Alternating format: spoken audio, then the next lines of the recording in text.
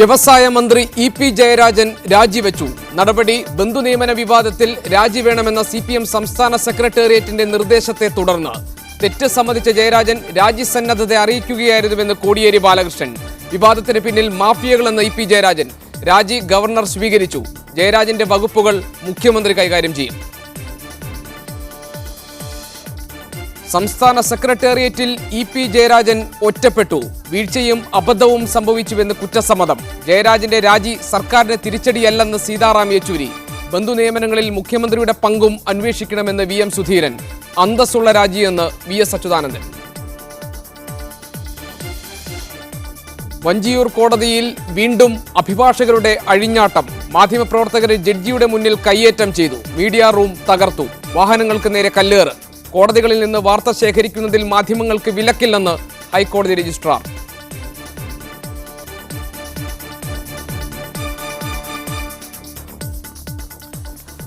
ബന്ധുനിയമന വിവാദത്തിൽ പെട്ട വ്യവസായ മന്ത്രി ഇ.പി. ജയരാജൻ രാജിവെച്ചു. CPM സെക്രട്ടേറിയറ്റിന്റെ നിർദ്ദേശത്തെ തുടർന്നാണ് രാജി. ജയരാജൻ കൈകാര്യം ചെയ്തിരുന്ന വകുപ്പുകൾ മുഖ്യമന്ത്രിക്ക് കൈമാറാനും സെക്രട്ടേറിയറ്റ് തീരുമാനിച്ചു. രാജി ഗവർണർ സ്വീകരിച്ചു.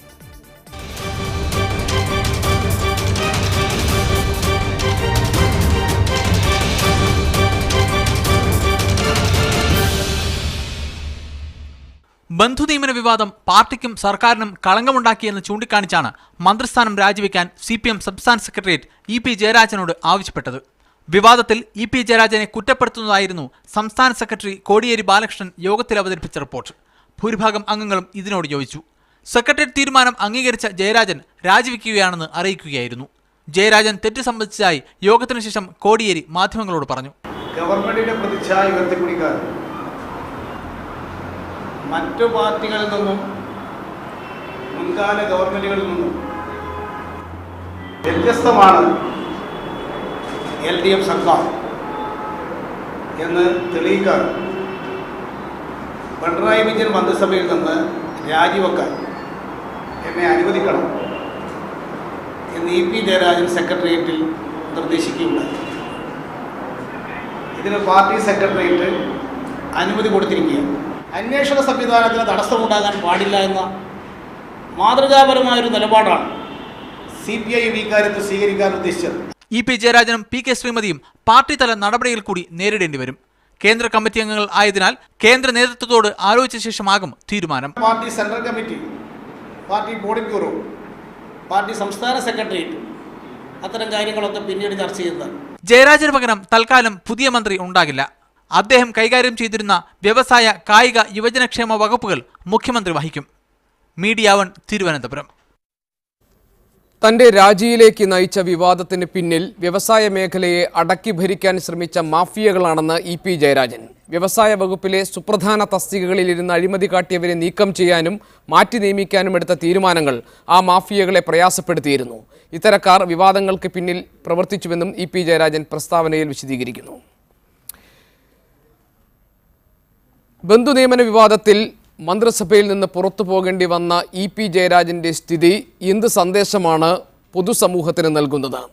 സർക്കാരിൻ്റെയും പാർട്ടിയുടെയും പ്രതിച്ഛായ സംരക്ഷിച്ചു നിർത്താനും അതിന് തിളക്കം കൂട്ടാനും ഈ നടപടി കൊണ്ട് സാധിച്ചോ? എന്താണ് ഇ.പി. ജയരാജൻ വിഷയത്തിൽ CPM എന്ന പാർട്ടിക്ക് സംഭവിച്ചത്? ഇക്കാര്യം വിശദമായി ചർച്ച ചെയ്യുന്ന സ്പെഷ്യൽ എഡിഷൻ ഇന്ന് എന്നോടൊപ്പം ഉള്ളത് CPM-നെ പ്രതിനിധീകരിച്ച ശ്രീ K.T. കുഞ്ഞിക്കണ്ണൻ എന്നോടൊപ്പം ന്യൂസ് ഫ്ലോറിലുണ്ട്. രാഷ്ട്രീയ നിരീക്ഷകൻ ഡോക്ടർ ആസാദ്, ഒപ്പം തന്നെ രാഷ്ട്രീയ നിരീക്ഷകൻ K. വേണു എന്നിവർ ഈ ചർച്ചയിൽ പങ്കെടുക്കാനുണ്ട്. KPCC general secretary T. Siddique ഈ ചർച്ചയിൽ പങ്കെടുക്കാൻ അല്പസമയത്തിനകം എത്തിച്ചേരും. നിയമവിദഗ്ധൻ അഡ്വക്കേറ്റ് K.S. മധുസൂദനൻ കൊച്ചിയിൽ നിന്നും ഈ ചർച്ചയുടെ ഭാഗമായി ഉണ്ടാകും. ശ്രീ K.T. കുഞ്ഞിക്കണ്ണൻ, വിവാദമായ ബന്ധുനിയമന വിഷയത്തിൽ ഇ.പി. ജയരാജൻ്റെ രാജിയുണ്ടായി. പല പ്രതികരണങ്ങൾ വന്നു. അതിൽ ചില പ്രതികരണങ്ങൾ ഇതിൽ നിന്ന് പിണറായി വിജയൻ ഒഴിഞ്ഞു മാറാൻ കഴിയില്ല എന്നതാണ്. മറ്റു ചിലത് ഗത്യന്തരമില്ലാതെ രാജിവെക്കേണ്ടി വന്നു എന്നതാണ്. ഏതായാലും ഈ രാജി പൊതുസമൂഹത്തിന് മുന്നിൽ ഒരു മാതൃകയാണെന്ന കാര്യത്തിൽ തർക്കമില്ല. ഈ രാജി കൊണ്ട് ഇപ്പോഴുണ്ടായിട്ടുള്ള പ്രതിച്ഛായ നഷ്ടം വീണ്ടെടുക്കാൻ കഴിയും എന്ന് താങ്കൾ കരുതുന്നുണ്ടോ? 143 ദിവസമാണ് ഈ സർക്കാർ എത്തിയിട്ടാകുന്നത്. അപ്പോൾ തന്നെ സത്യപ്രതിജ്ഞ ലംഘനത്തിൻ്റെ പേരിൽ ഒരു മന്ത്രിക്ക്, അതും രണ്ടാം സ്ഥാനത്തുള്ള ഒരു മന്ത്രിക്ക് പുറത്തു പോകേണ്ടി വന്ന ഒരു സാഹചര്യമുണ്ടായി. എങ്ങനെയാണ് ഇതുണ്ടാക്കുന്ന ചീത്തപ്പേരിൽ നിന്ന് പാർട്ടി രക്ഷപ്പെടുക? ഗോപികൃഷ്ണൻ, ആദ്യം തന്നെ ഇതൊരു സർക്കാരിൻ്റെ പ്രതിച്ഛായ നഷ്ടത്തിൻ്റെയോ പ്രതിച്ഛായ വീണ്ടെടുക്കുന്നതിൻ്റെയോ പ്രശ്നമല്ല. അതിലപ്പുറത്ത് ഒരു നിയോ ലിബറൽ കാലത്ത് നമ്മുടേതുപോലുള്ള രാജ്യങ്ങളിൽ വളരെ വ്യാപകവും വ്യവസ്ഥാപരവുമായിട്ടുള്ള അഴിമതിയെ, പ്രത്യേകിച്ച് രാഷ്ട്രീയ രംഗത്തെ ഭരണരംഗത്തെ അഴിമതി എങ്ങനെ നേരിടും?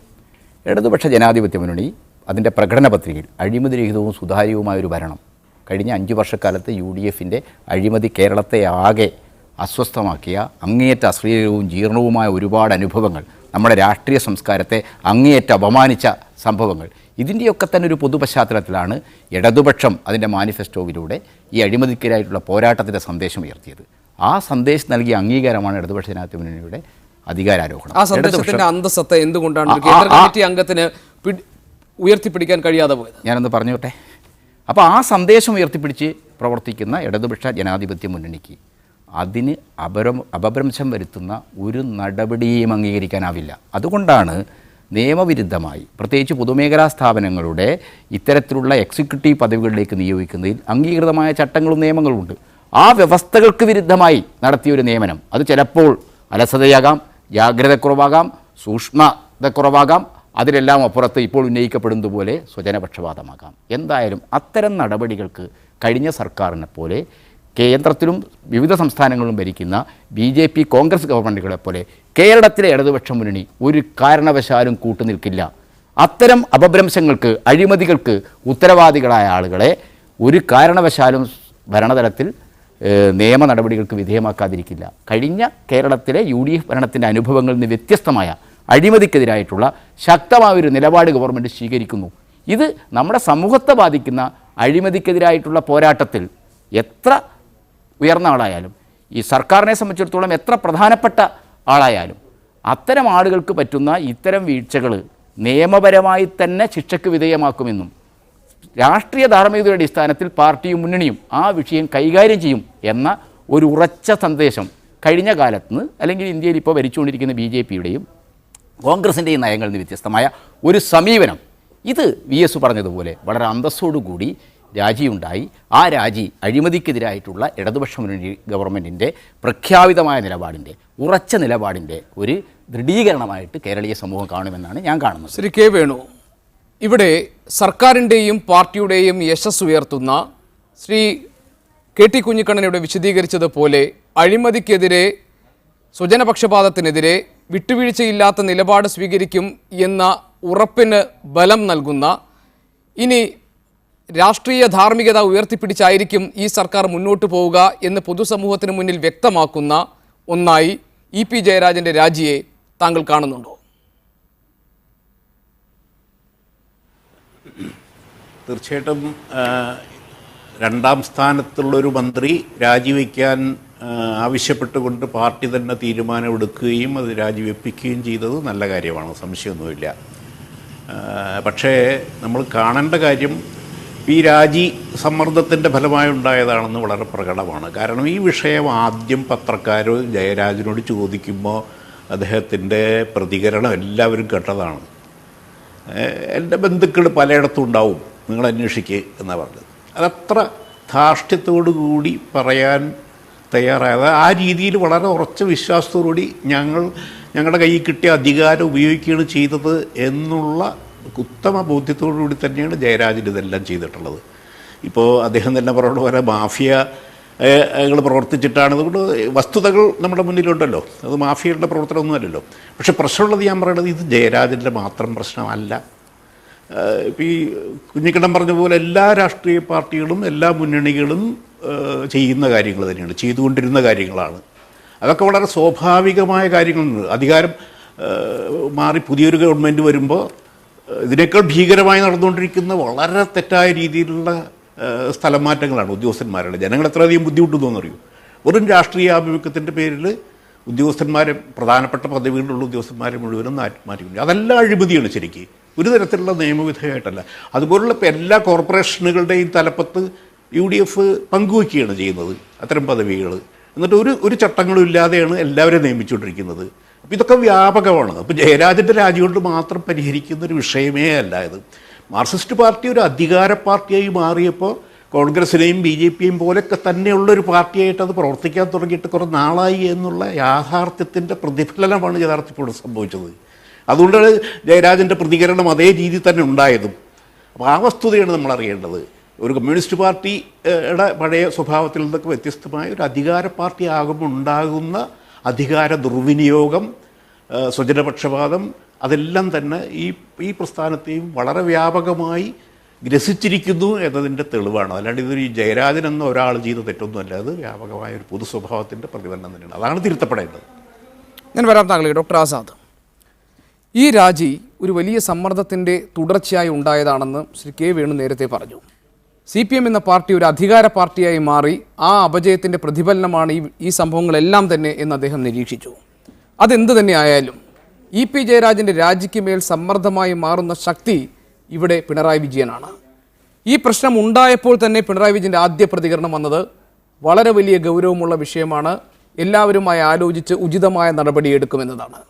അതിൽ സെക്രട്ടേറിയറ്റിൽ തന്നെ അദ്ദേഹം എടുത്ത നിലപാട് ഈ വിഷയത്തിൻ്റെ ഗൗരവം മനസ്സിലാക്കിക്കൊണ്ടാണ് അസാധാരണമായ രീതിയിലുള്ള പ്രതികരണം, ഇടപെടൽ താൻ നടത്തിയതെന്നാണ്.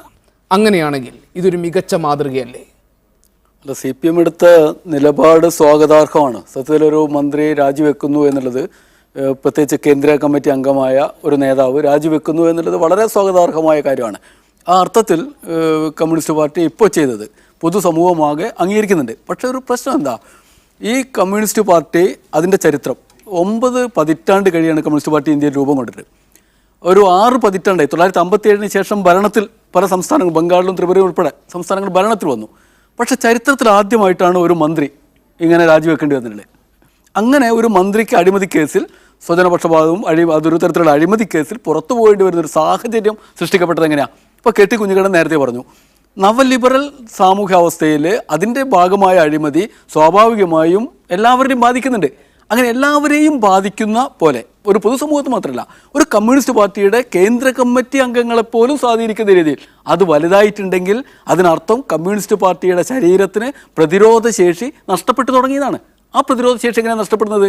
അതെടുക്കുന്ന നവലിബറൽ നയങ്ങളോടുള്ള അമിതമായ ആഭിമുഖ്യം കൊണ്ടാണ്.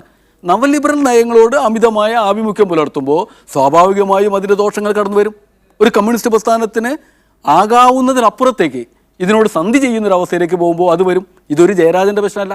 ഈ മന്ത്രിസഭയിൽ തന്നെ മറ്റു പല മന്ത്രിമാരും ഇതേപോലെ ആളുകളെ നിയമിച്ചു എന്നാണ് വാർത്തകൾ പറയുന്നത്. അത് അവിടെ കൊണ്ട് അവസാനിക്കില്ല. ഇത് നിയമിക്കലിൻ്റെ പ്രശ്നം മാത്രമല്ല, ഇത്തരം താല്പര്യങ്ങൾ എങ്ങനെ രൂപപ്പെടുന്നു?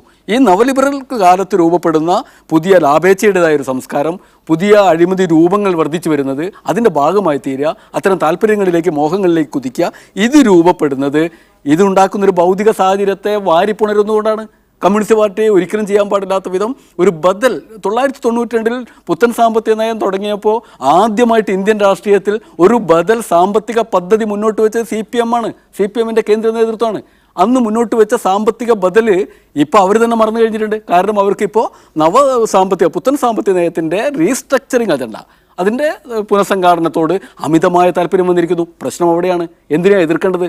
ഈ അഴിമതിക്കാരനെ പുറത്താക്കല, ജയരാജനെ പുറത്താക്കുകയല്ല, അഴിമതിയെയാണ് പുറത്താക്കേണ്ടത്.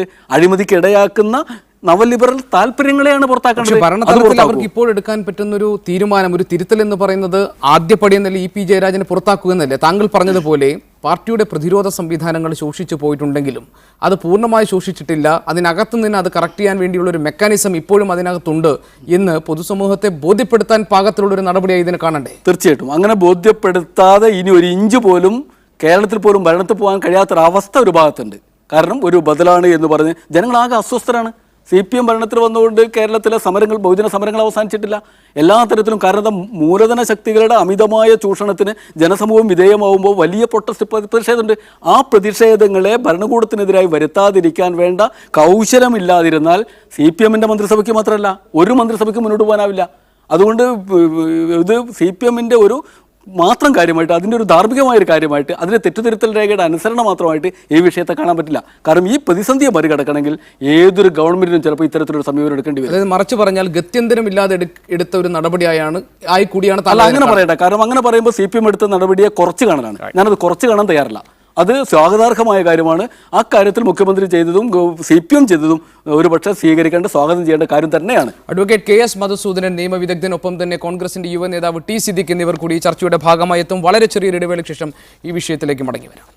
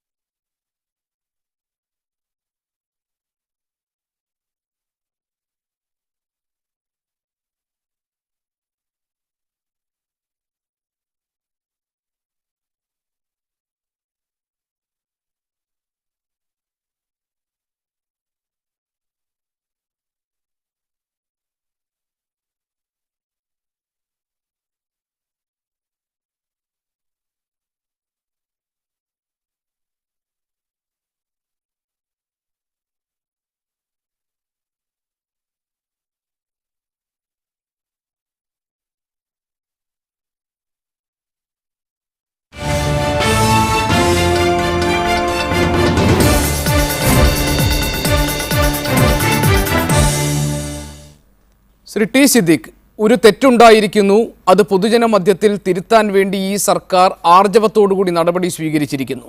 EP ജയരാജന്റെ രാജിയെ ഈ രീതിയിൽ മനസ്സിലാക്കാൻ പ്രതിപക്ഷം തയ്യാറാണോ? ഒന്ന്, ഒരു തെറ്റല്ല, ഒരു കൂട്ടം ഹിമാലയൻ തെറ്റുകൾ വന്നിരിക്കുന്നു. അതിനെ തുടർന്ന് ഒരു മന്ത്രിക്ക് കേവലം 4 മാസം പ്രായമായ ഇടതുപക്ഷ ജനാധിപത്യ മുന്നണി മന്ത്രിസഭയുടെ തുടക്കത്തിൽ തന്നെ അഴിമതി നടത്തിയതിൻ്റെ പേരിൽ, അധികാര ദുർവിനിയോഗം നടത്തിയതിൻ്റെ പേരിൽ, സ്വജനപക്ഷപാതം നടത്തിയതിൻ്റെ പേരിൽ 4 മാസം എന്ന് പറയുന്ന ചുരുങ്ങിയ കാലഘട്ടത്തിനിടക്ക് ഒരു മന്ത്രിക്ക് തന്നെ രാജിവെക്കേണ്ടതായിട്ടുള്ള ഏറ്റവും ഹാനികരമായ, അപമാനകരമായിട്ടുള്ള ദുസ്ഥിതി ഇടതുപക്ഷ ശ്രീ പിണറായി വിജയൻ്റെ സർക്കാരിന് നേരിടേണ്ടി വന്നു എന്നുള്ളതാണ് ഏറ്റവും പ്രധാനപ്പെട്ടതായിരിക്കുന്ന കാര്യം. ഇവിടെ ഒരു കൂട്ടം വലിയതായിരിക്കുന്ന തെറ്റുകൾ ഇവിടെ നടന്നിട്ടുണ്ട്. ആ ഒരു കൂട്ടം തെറ്റുകൾ ശ്രീ EP ജയരാജനിൽ മാത്രം ഒതുങ്ങുന്നതല്ല, PK ശ്രീമതിയിൽ മാത്രം ഒതുങ്ങുന്നതല്ല. കേരളത്തിൻ്റെ, ഞാനത് സ്റ്റാൻഡിംഗ് കൗൺസിൽ നിയമനം അഴിമതി എന്ന് പറയുന്നില്ല, രാഷ്ട്രീയ ധാർമ്മികത വെച്ചുകൊണ്ട് ഈ സ്വന്തക്കാരെയും ബന്ധക്കാരെയും നിയമിക്കുന്നത് ശരിയല്ല എന്നാണ് CPIM-ന്റെ സമീപനം എന്ന് അവർ നേരത്തെ തന്നെ പറയുകയുണ്ടായി. അങ്ങനെയാണെങ്കിൽ സ്റ്റാൻഡിംഗ് കൗൺസിൽ നിയമനം മുതൽ ഇങ്ങോട്ട് 100 കണക്കിന് നിയമനങ്ങൾ സമാനമായ രീതിയിൽ കേരളത്തിൻ്റെ പൊതുമേഖലാ സ്ഥാപനത്തിൻ്റെ അധിപന്മാരായി പൊളിറ്റിക്കൽ നിയമനം അല്ലാത്തതായിട്ടുള്ള നിയമനങ്ങളിലടക്കം സ്വന്തം താല്പര്യം ചേർത്ത് വെച്ചുകൊണ്ട് ഇവർ നടത്തിയിട്ടുള്ള വലിയതായ ശ്രമം നടന്നു. ഇപ്പോൾ ഇത് രാജിവെച്ചതുകൊണ്ട് പ്രശ്നം തീരുമോ? ഞാൻ അതിലൊരു പ്രധാനപ്പെട്ട കാര്യം പറയുന്നു. എന്തുകൊണ്ടാണ് രാജിവെക്കേണ്ടി വന്നത്? അതാണ് ഇതിലെ ഏറ്റവും പ്രധാനപ്പെട്ട കാര്യം. ഇതിലൊന്ന്, ഭരണഘടനാ ലംഘനം നടന്നു. ഭരണഘടനാ ലംഘനം നടന്നതിൻ്റെ കാര്യം ഒന്ന്, ഇത് ആർട്ടിക്കിൾ 12 അനുസരിച്ച് പബ്ലിക് എൻ്റർപ്രൈസസ് എന്ന് പറയുമ്പോൾ അത് സ്റ്റേറ്റിൻ്റെ നിർവചനത്തിൽ വരുന്നതാണ്. അവിടെയുള്ളതായിരിക്കുന്ന റിക്രൂട്ട്മെൻറ്റിനെ സംബന്ധിച്ച് കൃത്യമായിട്ടുള്ള മാനദണ്ഡങ്ങളുണ്ട്. അവിടെ ഇക്വാലിറ്റി ചോദ്യം ചെയ്തിട്ടുണ്ട്. ഇക്വാലിറ്റി ചോദ്യം ചെയ്യാനുള്ള കാരണം 100 കണക്കിന് ആളുകൾ, IAS-കാർ ഉൾപ്പെടെയുള്ളതാ 100 കണക്കിന് ആളുകൾ, ഉദ്യോഗാർത്ഥികൾ ലോഗിൻ ചെയ്ത് 15, 20, 25 വർഷം എക്സ്പീരിയൻസ് ഉള്ളതായിരിക്കുന്ന ആളുകൾ ലോഗിൻ ചെയ്ത് ഈ പോസ്റ്റിലേക്ക് അപേക്ഷ ക്ഷണിക്കുകയുണ്ടായി. ആ അപേക്ഷ ക്ഷണിച്ചപ്പോൾ അവരെയൊക്കെ മാറ്റി നിർത്തിയാണ് അപേക്ഷ കൊടുക്കാത്ത, അഭിമുഖത്തിൽ പങ്കെടുക്കാത്ത, എക്സ്പീരിയൻസ് ഇല്ലാത്തതായ സ്വന്തക്കാരെ ശ്രീ EP ജയരാജൻ, PK ശ്രീമതി ടീച്ചറുടെ മകനെ അദ്ദേഹം നിയമിച്ചിരിക്കുന്നത്. അത് പാപ്പിനിശ്ശേരി ക്ലയൻ സെറാമിക്സിൽ മറ്റൊരു ബന്ധുവിനെ നിയമിച്ചു, ദീപ്തി നിഷാദിനെ നിയമിച്ച കാര്യങ്ങൾ മറ്റൊന്ന്. അപ്പോൾ 100 കണക്കിന് ആളുകളെ മാറ്റി വെച്ചുകൊണ്ട് അപേക്ഷ പോലും കൊടുക്കാത്തതായിട്ടുള്ള ആളെ എന്തുകൊണ്ട് നിയമിക്കപ്പെട്ടു എന്നുള്ള വലിയ സ്വജനപക്ഷപാതം നടത്തി, കറപ്ഷൻ നടത്തി, പ്രൂവൺ അലിഗേഷൻ ഉണ്ടായി. അഴിമതിയുടെ പറവി നിങ്ങൾ നോക്കണം. ആന്റി കറപ്ഷൻ ലോ 1988 അനുസരിച്ച് അതിൻ്റെ കൃത്യമായ നിർവചനം പറയുന്നുണ്ട്. എന്താണ് നിർവചനം എന്ന് ചോദിച്ചാൽ, സ്വന്തം അധികാരം ഉപയോഗിച്ച് സ്വന്തം അധികാര ദുർവിനിയോഗം നടത്തി പൊതുമേഖലാ സ്ഥാപനങ്ങളുടെയോ സമാനമായ രീതിയിലോ സ്വന്തം ഇഷ്ടക്കാരെ നിയമിക്കുന്നതുമായി ബന്ധപ്പെട്ടുകൊണ്ട് കൃത്യമായി പറഞ്ഞിട്ടുണ്ട്. അധികാര ദുർവിനിയോഗത്തിലൂടെ സ്വജനപക്ഷപാതം കാണിക്കുന്നത് 13(1)(d) ക്ലോസ് 3 അനുസരിച്ച് അഴിമതി എന്ന് പറയുന്ന നിർവചനത്തിൽ കൃത്യമായി വരുന്നതാണ്. അത് കോടതിയിലെത്തിയപ്പോൾ നാളെ എന്ത് വന്നാലും ഇതിൻ്റെ മേലെ FIR ഇടേണ്ടി വരും, ഇതിൻ്റെ മേലെ നടപടി ഉണ്ടാകും. പ്രൂവൺ അലിഗേഷനാണ്. പാർട്ടിയിൽ സമ്മതിച്ചതായിരിക്കുന്ന ശ്രീ ജയരാജന് നിയമത്തിന്റെ മുമ്പിലും ഫയൽ മുമ്പിൽ കിടക്കുക. സ്വാഭാവികമായി അദ്ദേഹമാണ് ഇതിൽ ഫയൽ നോട്ട് കൊടുത്തിരിക്കുന്നത് നിയമിക്കാൻ വേണ്ടി. അത് ഈ ഫയലിൽ കൃത്യമായി അദ്ദേഹത്തിന്റെ നോട്ട് സ്കാൻ ചെയ്ത് അദ്ദേഹത്തിന്റെ ഫയലിൽ കണക്റ്റഡ് ഫയലിലുണ്ട്. കൃത്യമായി നാളെ കോടതിയുടെ മുമ്പിൽ ഒരു മറുപടിയും പറയാൻ സാധിക്കാത്ത രീതിയിലുള്ള പ്രൂവൺ അലിഗേഷൻ ആയതുകൊണ്ട് രാജിവെക്കുകയല്ലാതെ മറ്റൊരു മാർഗം ശ്രീ ജയരാജന്റെ മുമ്പിൽ ഇല്ലാതെ വന്നു. അതുകൊണ്ടാണ് ശ്രീ ജയരാജൻ രാജിവെച്ചിട്ടുള്ളത്. രണ്ടാമത്തെ കാര്യം, ഇതിൽ രാഷ്ട്രീയ ധാർമ്മികത എന്നുള്ളത് ഇപ്പോൾ കൂത്തുപറമ്പ് വെടിവെപ്പ് കേസിൽ കിടന്ന് ബുദ്ധിമുട്ടുന്നായിരിക്കുന്ന പുഷ്പന്റെ കുടുംബത്തിനോ അതല്ലെങ്കിൽ സൈമൺ ബ്രിട്ടോയുടെ കുടുംബത്തിനോ അങ്ങനെ ആർക്കെങ്കിലും കൊടുത്താൽ ഒരു രാഷ്ട്രീയ ധാർമ്മികത CPM പറഞ്ഞു നിൽക്കുക. അതല്ല ഇവിടെ നടന്നത്. ഇവിടെ നടന്നത് സ്വന്തക്കാർക്കും ബന്ധക്കാർക്കും ബന്ധുക്കൾക്കും ഭാര്യമാർക്കും പേരക്കുട്ടികൾക്കൊക്കെയാണ് ഇവിടെ നിയമനം കൊടുത്തിരിക്കുന്നത്. അപ്പോൾ അതിൻ്റെ ധാർമ്മികത, രാഷ്ട്രീയപരമായിട്ടുള്ള ധാർമ്മികത ഒരു ജയരാജനിലൂടെ ഒതുങ്ങുന്ന വിഷയം മാത്രമല്ല ഈ വിഷയം. നിരവധിയായിട്ടുള്ള കേസുകൾ പല മന്ത്രിമാരുടെ വകുപ്പുകളുമായി ബന്ധപ്പെട്ടുകൊണ്ട് നിരവധിയായിട്ടുള്ള വിഷയങ്ങൾ ഉണ്ടായിട്ടുണ്ട്. അതിനൊക്കെ മറുപടി പറയേണ്ടത് കേരളത്തിൻ്റെ മുഖ്യമന്ത്രിയുടെ ഒരു അടുത്ത ബന്ധു വരെ ശ്രീ നവീൻ, അത് ഞാൻ കറപ്ഷൻ എന്ന് പറയാൻ പറ്റില്ല, അത് പൊളിറ്റിക്കൽ നിയമനമാണ്. പക്ഷേ ആ ഒരു പൊളിറ്റിക്കൽ നിയമനം നടത്തുമ്പോഴും അവിടെയും ചില ചോദ്യചിഹ്നങ്ങൾ MC ജോസഫൈൻ പറഞ്ഞതുപോലെ CPIM-ന്റെ ആഭ്യന്തര ഭാഗത്ത് നിന്ന് തന്നെ ഉയർന്നു എന്നുള്ളത് ആ പാർട്ടിയെ എത്രത്തോളം അഴിമതി ഗ്രസിച്ചിരിക്കുന്നു. ഞാൻ പറയട്ടെ, 4 മാസത്തിനുള്ളിൽ ഒരു CPIM-ന്റെ കേന്ദ്ര കമ്മിറ്റി അംഗത്തിന് സ്വജനപക്ഷപാതം നടത്തി, കറപ്ഷൻ നടത്തി, സ്വന്തം മന്ത്രിസഭയിൽ നിന്ന് രാജിവെക്കേണ്ടി വന്ന ഹീനമായ ഗതികേട് കേരളം ദർശിച്ചിരിക്കുന്നു. മധുസൂദനൻ, ഈ ബന്ധു നിയമന വിവാദത്തിലെ നിയമവശങ്ങൾ പരിശോധിക്കുമ്പോൾ ഇന്ത്യൻ ശിക്ഷാ നിയമവും അഴിമതി നിരോധന നിയമവും അനുസരിച്ച് ഒരു കുറ്റകൃത്യമായി പരിഗണിക്കപ്പെടേണ്ട ഒന്ന് എന്ന തലത്തിലേക്ക് ഇത് വളർന്നിട്ടുണ്ടോ? വിജിലൻസ് ത്വരിത പരിശോധന തുടങ്ങിക്കഴിഞ്ഞു. അതിൻ്റെ നില എന്താണെന്നത് തിങ്കളാഴ്ച കോടതിയെ ബോധ്യപ്പെടുത്തണം. വിജിലൻസിനെ സ്വതന്ത്രമാക്കുക എന്നതും അഴിമതിക്കെതിരെ നിലപാടെടുക്കുക എന്നതും ഈ സർക്കാരിൻ്റെ പ്രഖ്യാപിത നിലപാടാണ്. അങ്ങനെയെങ്കിൽ വിജിലൻസ് അന്വേഷണം പുരോഗമിക്കുമ്പോൾ ഈ പ്രശ്നം കൂടുതൽ സങ്കീർണമാകാനല്ലേ സാധ്യത? ഇവിടെ ഈ ത്വരിതാന്വേഷണം എന്ന് പറയുന്നത് തന്നെ ഒരു തട്ടിപ്പായിട്ട് ഈ കേസിൽ നമ്മൾ കാണേണ്ടതായിട്ടുണ്ട്. കാരണം ഈ പ്രിലിമിനറി ഇൻവെസ്റ്റിഗേഷൻ അല്ലെ എൻക്വയറി എന്നെല്ലാം പറഞ്ഞ ലളിതകുമാരിയുടെ കേസിൽ, അതായത് ഒരു മകളെ കാണാതായതിൻ്റെ മുകളിൽ പോലീസിൽ പരാതി കൊടുത്തപ്പോൾ ആ പരാതിയിൽ FIR രജിസ്റ്റർ ചെയ്യാൻ വിമുഖത കാണിച്ചതിനെ തുടർന്നാണ് 88 കാലഘട്ടത്തിൽ ആ കേസ് തുടങ്ങുന്നത്. പക്ഷേ 2008 തുടങ്ങിയത്. പക്ഷേ ഇപ്പോഴത്തെ നമ്മുടെ ചീഫ് ജസ്റ്റിസ്, നമ്മുടെ ഗവർണറായി ചീഫ് ജസ്റ്റിസ് ആയിരുന്ന അദ്ദേഹത്തിൻ്റെ ജഡ്ജ്മെൻറ്റാണ് ഈ കാര്യത്തിൽ വരുന്നത്. അവിടെ ഈ കറപ്ഷനോട് ബന്ധപ്പെട്ടിട്ട് ഒരു അന്വേഷണം നടത്തണമെന്ന് പറയുന്നതിൻ്റെ മാനദണ്ഡം ശ്രദ്ധിക്കേണ്ടതുണ്ട്. ഇപ്പോൾ വളരെ കാലത്തിന് ശേഷമാണ് ഒരു പരാതി കൊടുക്കുന്നതെങ്കിൽ ആ പരാതിയുടെ വസ്തുതകൾ അന്വേഷിക്കുന്നത് ഒരു പക്ഷേ നന്നായിരിക്കാം. പക്ഷേ ഇവിടെ അതല്ല. ഇവിടെ ഇപ്പോൾ ഒരു അന്വേഷണം നടത്തേണ്ടത് എന്തിനാണ്? ഒരു കോഗ്നൈസബിൾ ഒഫൻസ് വെളിവാക്കപ്പെട്ടിട്ടുണ്ടോ ഇല്ലയോ എന്ന്. കോഗ്നൈസബിൾ ഒഫൻസ് പറഞ്ഞാൽ പോലീസുകാർക്ക് വാറണ്ട് കൂടാതെ അറസ്റ്റ് ചെയ്യാൻ കഴിയുന്ന ഒന്ന്. വേറെ വിധത്തിൽ പറഞ്ഞാൽ 3 വർഷത്തിൽ കൂടുതൽ ശിക്ഷ കിട്ടാവുന്ന ഒരു കുറ്റകൃത്യം. ഇപ്പോൾ ഇവിടെ നേരത്തെ സിദ്ദിഖ് ചൂണ്ടിക്കാണിച്ചതുപോലെ 1988 പ്രിവെൻഷൻ ഓഫ് കറപ്ഷൻ ആക്ടിൻ്റെ 13(1)(d) 2ഉം 3ഉം 13 2-ാം വകുപ്പ് പ്രകാരം ഇപ്പോൾ 16/1/2014 മുതൽ ശിക്ഷ മിനിമം 4 വർഷവും 4 വർഷത്തിൽ കുറയാത്ത ശിക്ഷയും 10 വർഷം വരെയുള്ള ശിക്ഷയും കൊടുത്തിരിക്കണം. അപ്പോൾ അത്തരത്തിലുള്ള ഒരു കുറ്റമാണ് ഇവിടെ വെളിവാക്കപ്പെട്ടിരിക്കുന്നത്. അപ്പോൾ ഇവിടെ തർക്കമൊന്നുമില്ല. കോഗ്നൈസബിൾ ഒഫൻസ് ഉണ്ടായോ ഇല്ലയോ എന്നൊരു തർക്കിക്കേണ്ട വിഷയങ്ങളൊന്നുമില്ല. നേരിട്ട് FIR രജിസ്റ്റർ ചെയ്ത് അന്വേഷിക്കേണ്ട ഒന്നാണ്. അതിന് പകരമായിട്ട് ഏതെങ്കിലും വിജിലൻസ് മാനുവൽ ചൂണ്ടിക്കാണിച്ചുകൊണ്ട് 45 ദിവസം നീട്ടിക്കൊണ്ടുപോകാവുന്ന രൂപത്തിലേക്ക് അന്വേഷണത്തെ തണുപ്പിക്കാൻ കഴിയുന്ന ഒരു തന്ത്രം ഇവിടെ രാഷ്ട്രീയക്കാരെ രക്ഷിക്കാൻ വേണ്ടിയിട്ട് ശ്രമിക്കുന്നു.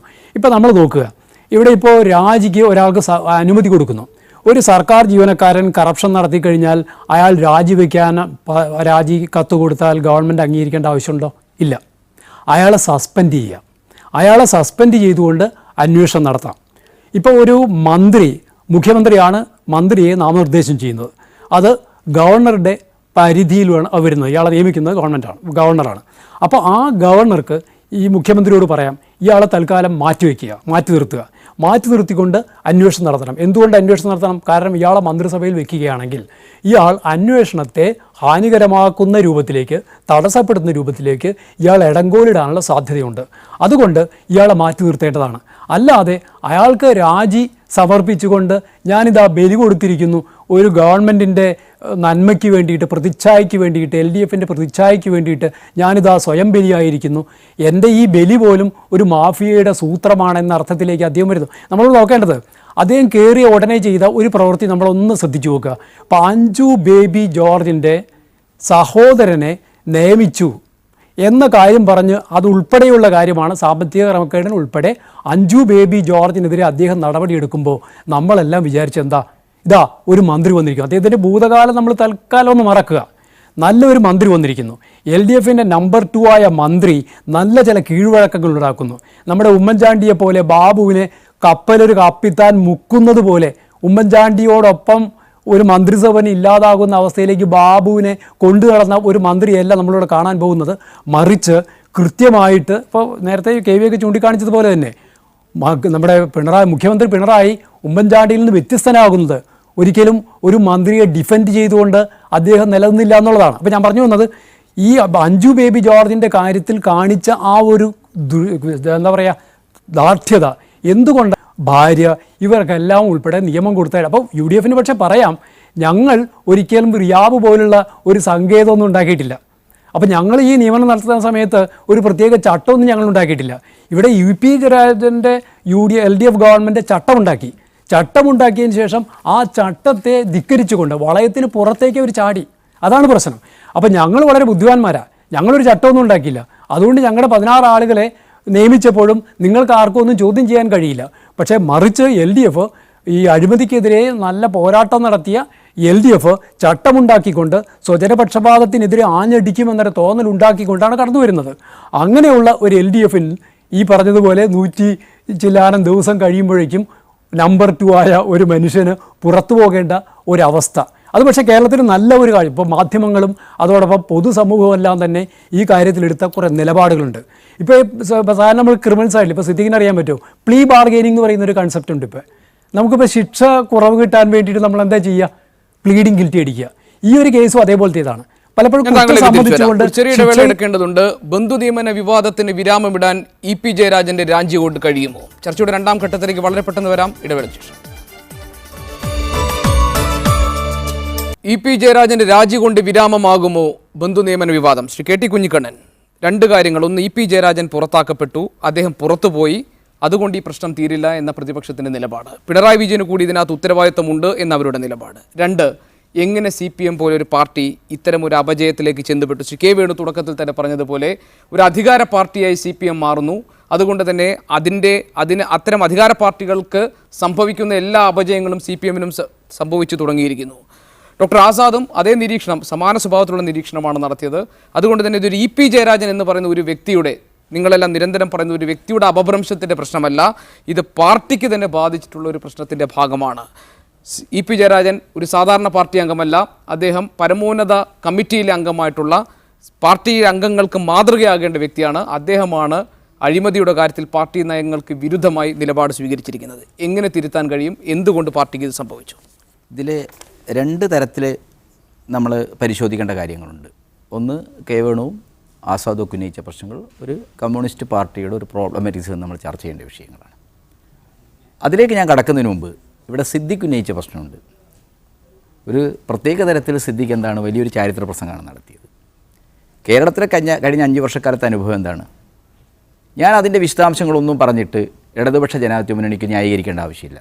ഞങ്ങൾ രാഷ്ട്രീയമായിട്ട് തന്നെ തീരുമാനിച്ചത് അഴിമതിയെ പ്രതിരോധിക്കുന്ന കാര്യത്തിൽ UDFൻ്റെ അഴിമതിയൊന്നും പറയേണ്ട ആവശ്യമില്ല. അഴിമതി ആര് നടത്തിയാലും അഴിമതിയാണ്. നിയമം അനുസരിക്കുന്ന രീതിയിലുള്ള നടപടിയെടുക്കണം. അതാണ് രാഷ്ട്രീയ സദാചാരം, അതാണ് രാഷ്ട്രീയ ധാർമ്മികത. ആ രാഷ്ട്രീയ ധാർമ്മികതയുടെ ഉജ്ജ്വലമായ ഒരു പ്രകാശനമാണ് EP ജയരാജൻ എന്ന വ്യവസായ വകുപ്പ് നിലവിലുള്ള ചട്ടങ്ങളെയും നിയമങ്ങളെയും എല്ലാം മറികടന്നുകൊണ്ട് തൻ്റെ അടുത്തൊരു ബന്ധുവിനെ പൊതുമേഖലാ സ്ഥാപനത്തിൻ്റെ മേധാവിയായി നിയമിച്ചു. അത്തരമൊരു എക്സിക്യൂട്ടീവ് നിയമനം അഴിമതിയാണ്, സ്വജനപക്ഷപാതമാണ്. ആ കാര്യത്തിൽ ഒരു വിട്ടുവീഴ്ചയും ഇടതുപക്ഷ ജനാധിപത്യ മുന്നണി ചെയ്തിട്ടില്ല. ഇത് വളരെ മാതൃകാപരമായ ഒരു കാര്യം തന്നെയാണ്. ആ മാതൃകാപരമായ കാര്യത്തെ അംഗീകരിക്കാൻ വൈമനസ്യം പ്രകടിപ്പിക്കുന്ന സിദ്ദിഖിനെ പോലുള്ള ആളുകൾ, ഞാൻ കഴിഞ്ഞ നേരത്തെ ഒരു ചാനലിൽ വിഷ്ണുനാഥ് ഉണ്ടായിരുന്നു, ഇവരെല്ലാം തന്നെ എന്താണ് പറയുന്നത്? ഇത് വലിയൊരു ഹിമാലയൻ പ്രശ്നമാണ്. അഴിമതി എത്ര ചെറുതായാലും, അത് കടുക് ചോർന്നാലും ആന ചോർന്നാലും ധാർമ്മികമായിട്ട് വളരെ ശരിയായ രീതിയിൽ എതിർക്കപ്പെടേണ്ട ഒരു കാര്യമാണ്. ആ കാര്യത്തിൽ യാതൊരു സംശയവുമില്ല. പക്ഷേ ആരാണ് പറയുന്നത്? UDF-കാരാണ്. നിങ്ങൾ നോക്കൂ, ഇവിടെ മധുസൂദനൻ ചൂണ്ടിക്കാണിച്ചില്ലേ, ഉമ്മൻചാണ്ടിയുടെ അടുത്ത ബന്ധുവിനെ കേരള കോപ്പറേറ്റീവ് സർവീസ് എക്സാമിനേഷൻ ബോർഡിൻ്റെ ചെയർമാനാക്കി. എന്തിൻ്റെ പേരിലാക്കിയത്? KM മാണിയുടെ മകളുടെ ഭർത്താവ് ഷിബു ബേബി ജോണിൻ്റെ സ്പെഷ്യൽ സെക്രട്ടറിയാക്കി ചീഫ് സെക്രട്ടറിക്ക് സമാനമായ സ്കെയിൽ നിശ്ചയിച്ചു. ചെന്നിത്തലയുടെ വലിയ ആദർശ പ്രസംഗമല്ലേ ചാനലുകളിൽ വന്ന് നടത്തിക്കൊണ്ടിരിക്കുന്ന ഈ ആളുകൾ, മാധ്യമങ്ങളുടെ മുമ്പിൽ നടത്തിക്കൊണ്ട് ചെന്നിത്തലയുടെ സഹോദരനെ കേരള ഫീഡ്സിൻ്റെ MD ആക്കി. ഇതെല്ലാം ചട്ടങ്ങളും നിയമങ്ങളും അനുസരിച്ചാണോ? ഈ കാര്യങ്ങൾ ഉൾപ്പെടെയുള്ള കാര്യങ്ങൾ കേരളം പരിശോധിക്കാൻ പോവുകയാണ്. CPM ഇക്കാര്യത്തിൽ തുറന്ന സമീപനമാണുള്ളത്. പാർട്ടി ആയാലും മന്ത്രിസഭയിൽ അംഗമായാലും അഴിമതി ആര് നടത്തിയാലും അഴിമതിയാണ്. അതിനൊരു ന്യായീകരണവും ഞങ്ങൾ തീർക്കുന്നില്ല. അത് നിയമമനുസരിച്ച് തന്നെ ശിക്ഷിക്കപ്പെടേണ്ടതാണ്. സംഘടനാ രംഗത്ത് സംഘടനാ നടപടി അനുസരിച്ച് ശിക്ഷിക്കപ്പെടും. മധുസൂദൻ ഇവിടെ ചൂണ്ടിക്കാണിച്ചൊരു കാര്യമുണ്ട്, ഇതൊക്കെ ഇങ്ങനെ ചർച്ച ചെയ്യണമെന്നുള്ളത്. ഒരു പാർലമെൻ്ററി ജനാധിപത്യ വ്യവസ്ഥ, ഒരു ബഹുകക്ഷി ജനാധിപത്യ വ്യവസ്ഥ എന്ന് പറയുന്നത് നിയമങ്ങൾക്കും ചട്ടങ്ങൾക്കും അതിൻ്റെ സാങ്കേതിക നടപടികൾക്കും ഒപ്പം തന്നെ ജനാധിപത്യത്തിലെ പ്രധാനപ്പെട്ട ഒന്നാണ് പാർട്ടികൾ.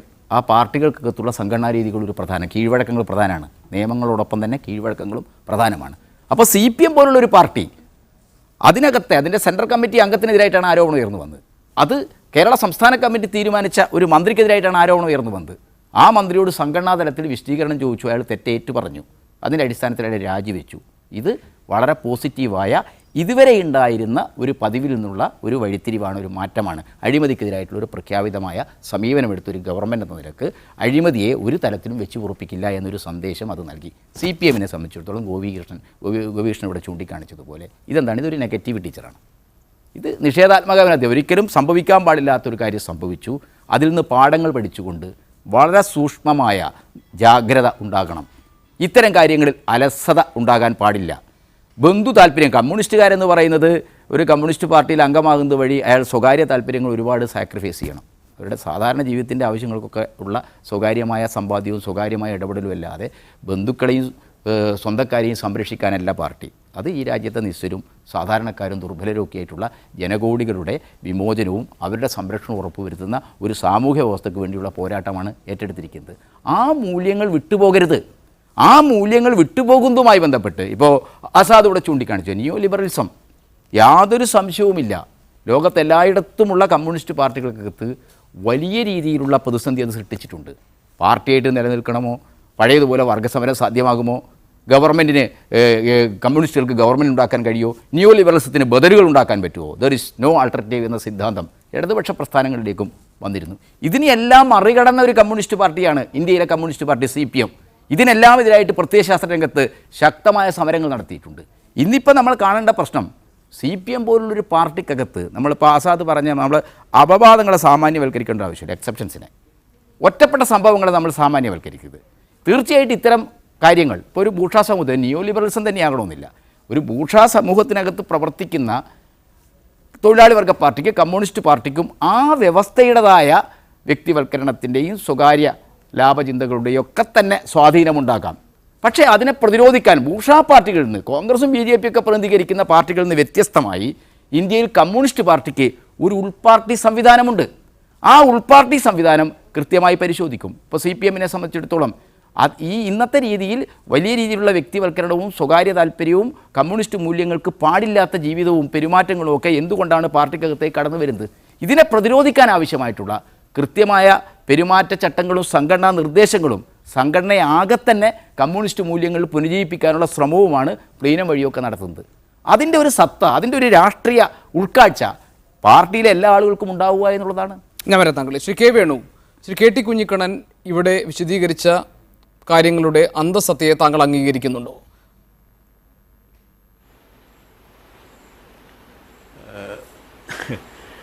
പ്രധാന വിഷയം ഞാൻ ആദ്യം പറഞ്ഞ കാര്യം തന്നെയാണ്. അതായത് കമ്മ്യൂണിസ്റ്റ് പാർട്ടി തീർച്ചയായിട്ടും കേരളത്തിലെ തന്നെ കമ്മ്യൂണിസ്റ്റ് പാർട്ടിയുടെ പ്രവർത്തനങ്ങളൊന്ന് നമ്മളൊന്ന് പിന്തിരിഞ്ഞ് നോക്കിയാൽ കാണാം. 2 പ്രധാന ഘട്ടങ്ങളെങ്കിലും ഞാൻ തിരിച്ചു കാണിക്കാം. അധികാരത്തിൽ വരുന്നതിന് മുമ്പുള്ള പാർട്ടി ജനങ്ങളുടെ പക്ഷത്ത് നിന്ന് ജനപക്ഷത്ത പാർട്ടി തന്നെയായി പ്രവർത്തിച്ചൊരു കാലഘട്ടം ഉണ്ടായിരുന്നു. അതിനുശേഷവും അതിൻ്റെ ഗുണങ്ങൾ കുറേ നീണ്ടുപോവുകയുണ്ടായി. എല്ലാ പ്രാദേശിക തലത്തിലുള്ള നേതാക്കന്മാർ മാത്രമല്ല, ജില്ലാതലത്തിലും സംസ്ഥാനത്തിലും തരത്തിലുള്ള നേതാക്കന്മാർ സാധാരണ ജനങ്ങളുടെ കൂടെ ഇഴുകിച്ചേർന്ന് തോളോട് ചേർന്ന് പ്രവർത്തിക്കുന്ന ഒരു ശൈലി ഉണ്ടായിരുന്നു. ഇന്ന് കഴിഞ്ഞ ഇപ്പോൾ 67-ലെ ഞാൻ 57-ലെ മന്ത്രിസഭയുടെ കാര്യം പറയുന്നില്ല, അതിനുശേഷമുള്ള കുറച്ചുകൂടി കാലം ഉണ്ടായിരുന്നു. 67-ലെ ഐക്യമുന്നണി മന്ത്രിസഭ, ഇടതുമുന്നണി മന്ത്രിസഭയ്ക്ക് ശേഷമുള്ള കാലഘട്ടം മുന്നണി രാഷ്ട്രീയത്തിൻ്റെ ഒന്നായി മാറുകയും അധികാര രാഷ്ട്രീയത്തിൻ്റെ ഒരു ചരിത്രമായിട്ട് മാറുകയും ചെയ്തു. ഈ കാലഘട്ടത്തിൽ പടിപടിയായി കമ്മ്യൂണിസ്റ്റ് പാർട്ടിയുടെ പ്രവർത്തകർക്കുണ്ടായ മാറ്റം നമുക്ക് ഓരോ പ്രദേശത്തും കാണാവുന്നതാണ്.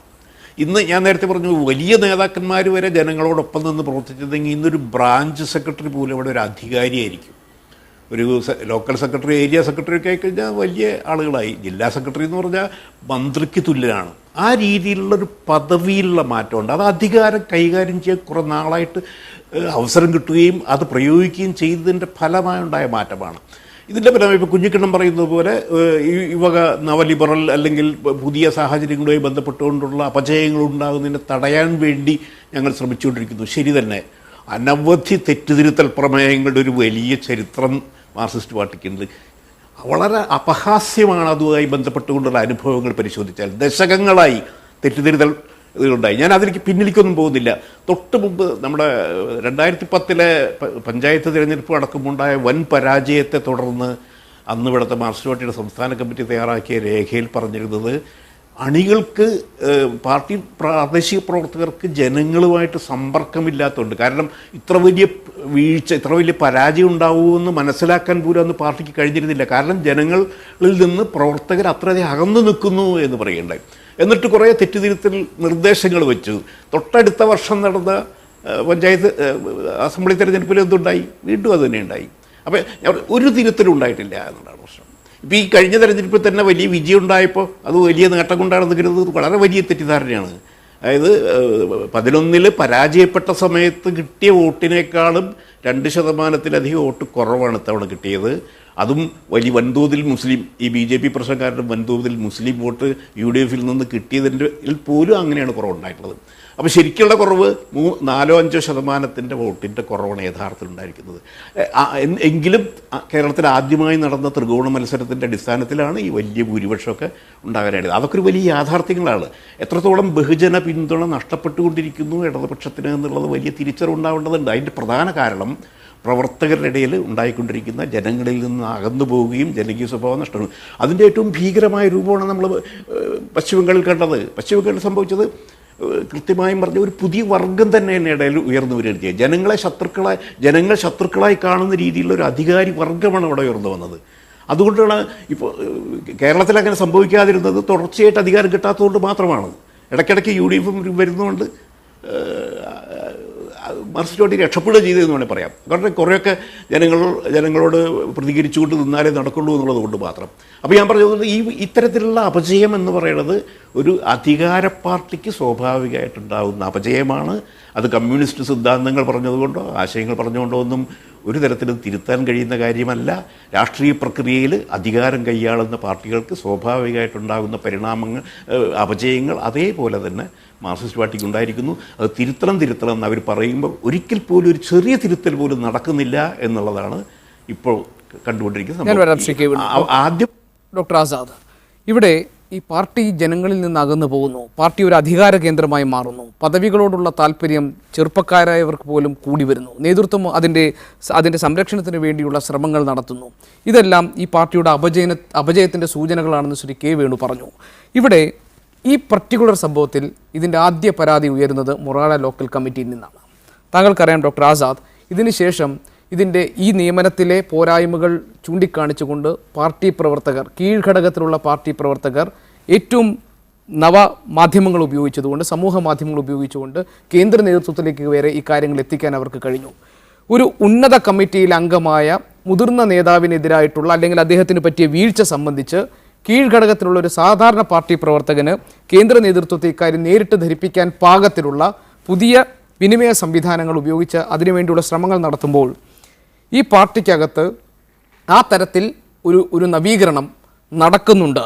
അങ്ങനെ ആ തെറ്റുതിരുത്തലിന് വേണ്ടി ഒരു സമ്മർദ്ദം താഴെ നിന്ന് നൽകിക്കൊണ്ട് മുകളിൽ നിന്ന് നടപ്പാക്കാൻ സാധിക്കുന്നു എന്നത് ആശാവഹമല്ലേ? അത് താങ്കൾ അംഗീകരിക്കുന്നുണ്ടോ?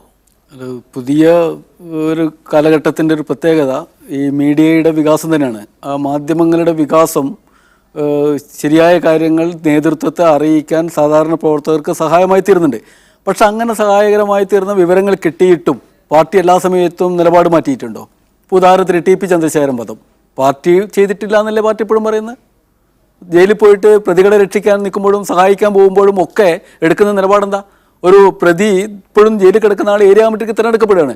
അപ്പോൾ അത്തരം ധാർമ്മികത അത് അറിയാത്തതുകൊണ്ടാണോ, ആളുകൾ പറയാത്തതുകൊണ്ടാണോ? അപ്പോൾ എല്ലാ ഘട്ടങ്ങളിലും അങ്ങനെയല്ല. പക്ഷേ ഈ ഘട്ടത്തിൽ ഇങ്ങനെ നിലപാടെടുക്കണം. ഇവിടെ ഞാൻ സൂചിപ്പിക്കാൻ ഉദ്ദേശിക്കുന്നത് ഒന്നിപ്പോൾ വേണു സൂചിപ്പിച്ച പോലെ അധികാര പാർട്ടി ആയതുകൊണ്ട് ഇങ്ങനെയേ വരൂ എന്ന സ്വാഭാവികതയല്ല പ്രശ്നം. അധികാര പാർട്ടി ആവുമ്പോഴും അധികാരത്തോടൊപ്പം ജനങ്ങളുടെ സമരത്തിൻ്റെയും കൂടി ഭാഗത്ത് നിൽക്കണം. അതാണ് പാർട്ടി കമ്മ്യൂണിസ്റ്റ് പാർട്ടികൾ എടുത്തൊരു നിലപാടുണ്ട്, ഭരണവും സമരവും. ഭരണം എന്നത് അത്യാവശ്യം പിന്നെ അതിൻ്റെ പരിധിക്കകത്ത് നിന്നുകൊണ്ട് സഹായകമാകുന്ന ജനങ്ങൾക്ക് സഹായകമാകുന്ന നിലപാടെടുക്കുക.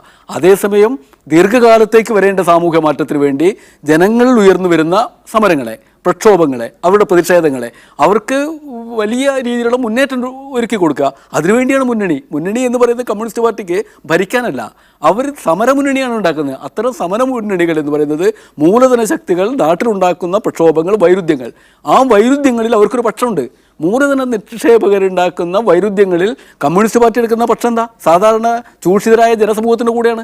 അത്തരത്തിൽ ഇന്ന് സമരങ്ങൾ ഉണ്ടാവുന്നില്ലേ? പക്ഷേ എന്തുകൊണ്ടാണ് 90-ന് ശേഷം കമ്മ്യൂണിസ്റ്റ് പാർട്ടികൾ അത്തരം സമരങ്ങളിലേക്ക് ഇറങ്ങാത്തത്? ഇന്ന് കേരളത്തിൽ ബഹുഭൂരിപക്ഷം വരുന്ന ഒരു ജനത ഇത്തരം സമരത്തിലുണ്ട്.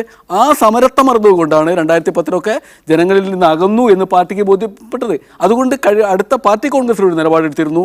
കൂടുതൽ ജനകീയ സമരങ്ങളിലേക്ക് CPM ശ്രദ്ധ കേന്ദ്രീകരിക്കണമെന്ന് വിശാഖപട്ടണം പാർട്ടി കോൺഗ്രസ് തീരുമാനമാണ്. പക്ഷേ അതിനുശേഷവും കേരളത്തിൽ നടക്കുന്ന എത്രയോ സമരങ്ങൾ, ഓരോ സമരം എടുക്കൂ, ക്വാറി സമരമാണെങ്കിലും പരിസമരമാണെങ്കിലും മണ്ണിന് വേണ്ടിയുള്ള സമരമാണെങ്കിലും ഭൂമിക്ക് വേണ്ടിയുള്ള സമരമാണെങ്കിലും ഒക്കെ എടുത്തു നോക്കൂ. ആ സമരങ്ങളിൽ എവിടെ കമ്മ്യൂണിസ്റ്റ് പ്രസ്ഥാനം? ആ പ്രസ്ഥാനം ജനങ്ങളുടെ കൂടെയല്ല നിൽക്കുന്നത്. കൂടുതൽ അത് ഈ കോർപ്പറേറ്റുകളെ അല്ലെങ്കിൽ അതീശത്തെ വരേണ്യ വിഭാഗങ്ങളെ സഹായിക്കുന്ന നിലപാടെടുക്കുന്നു.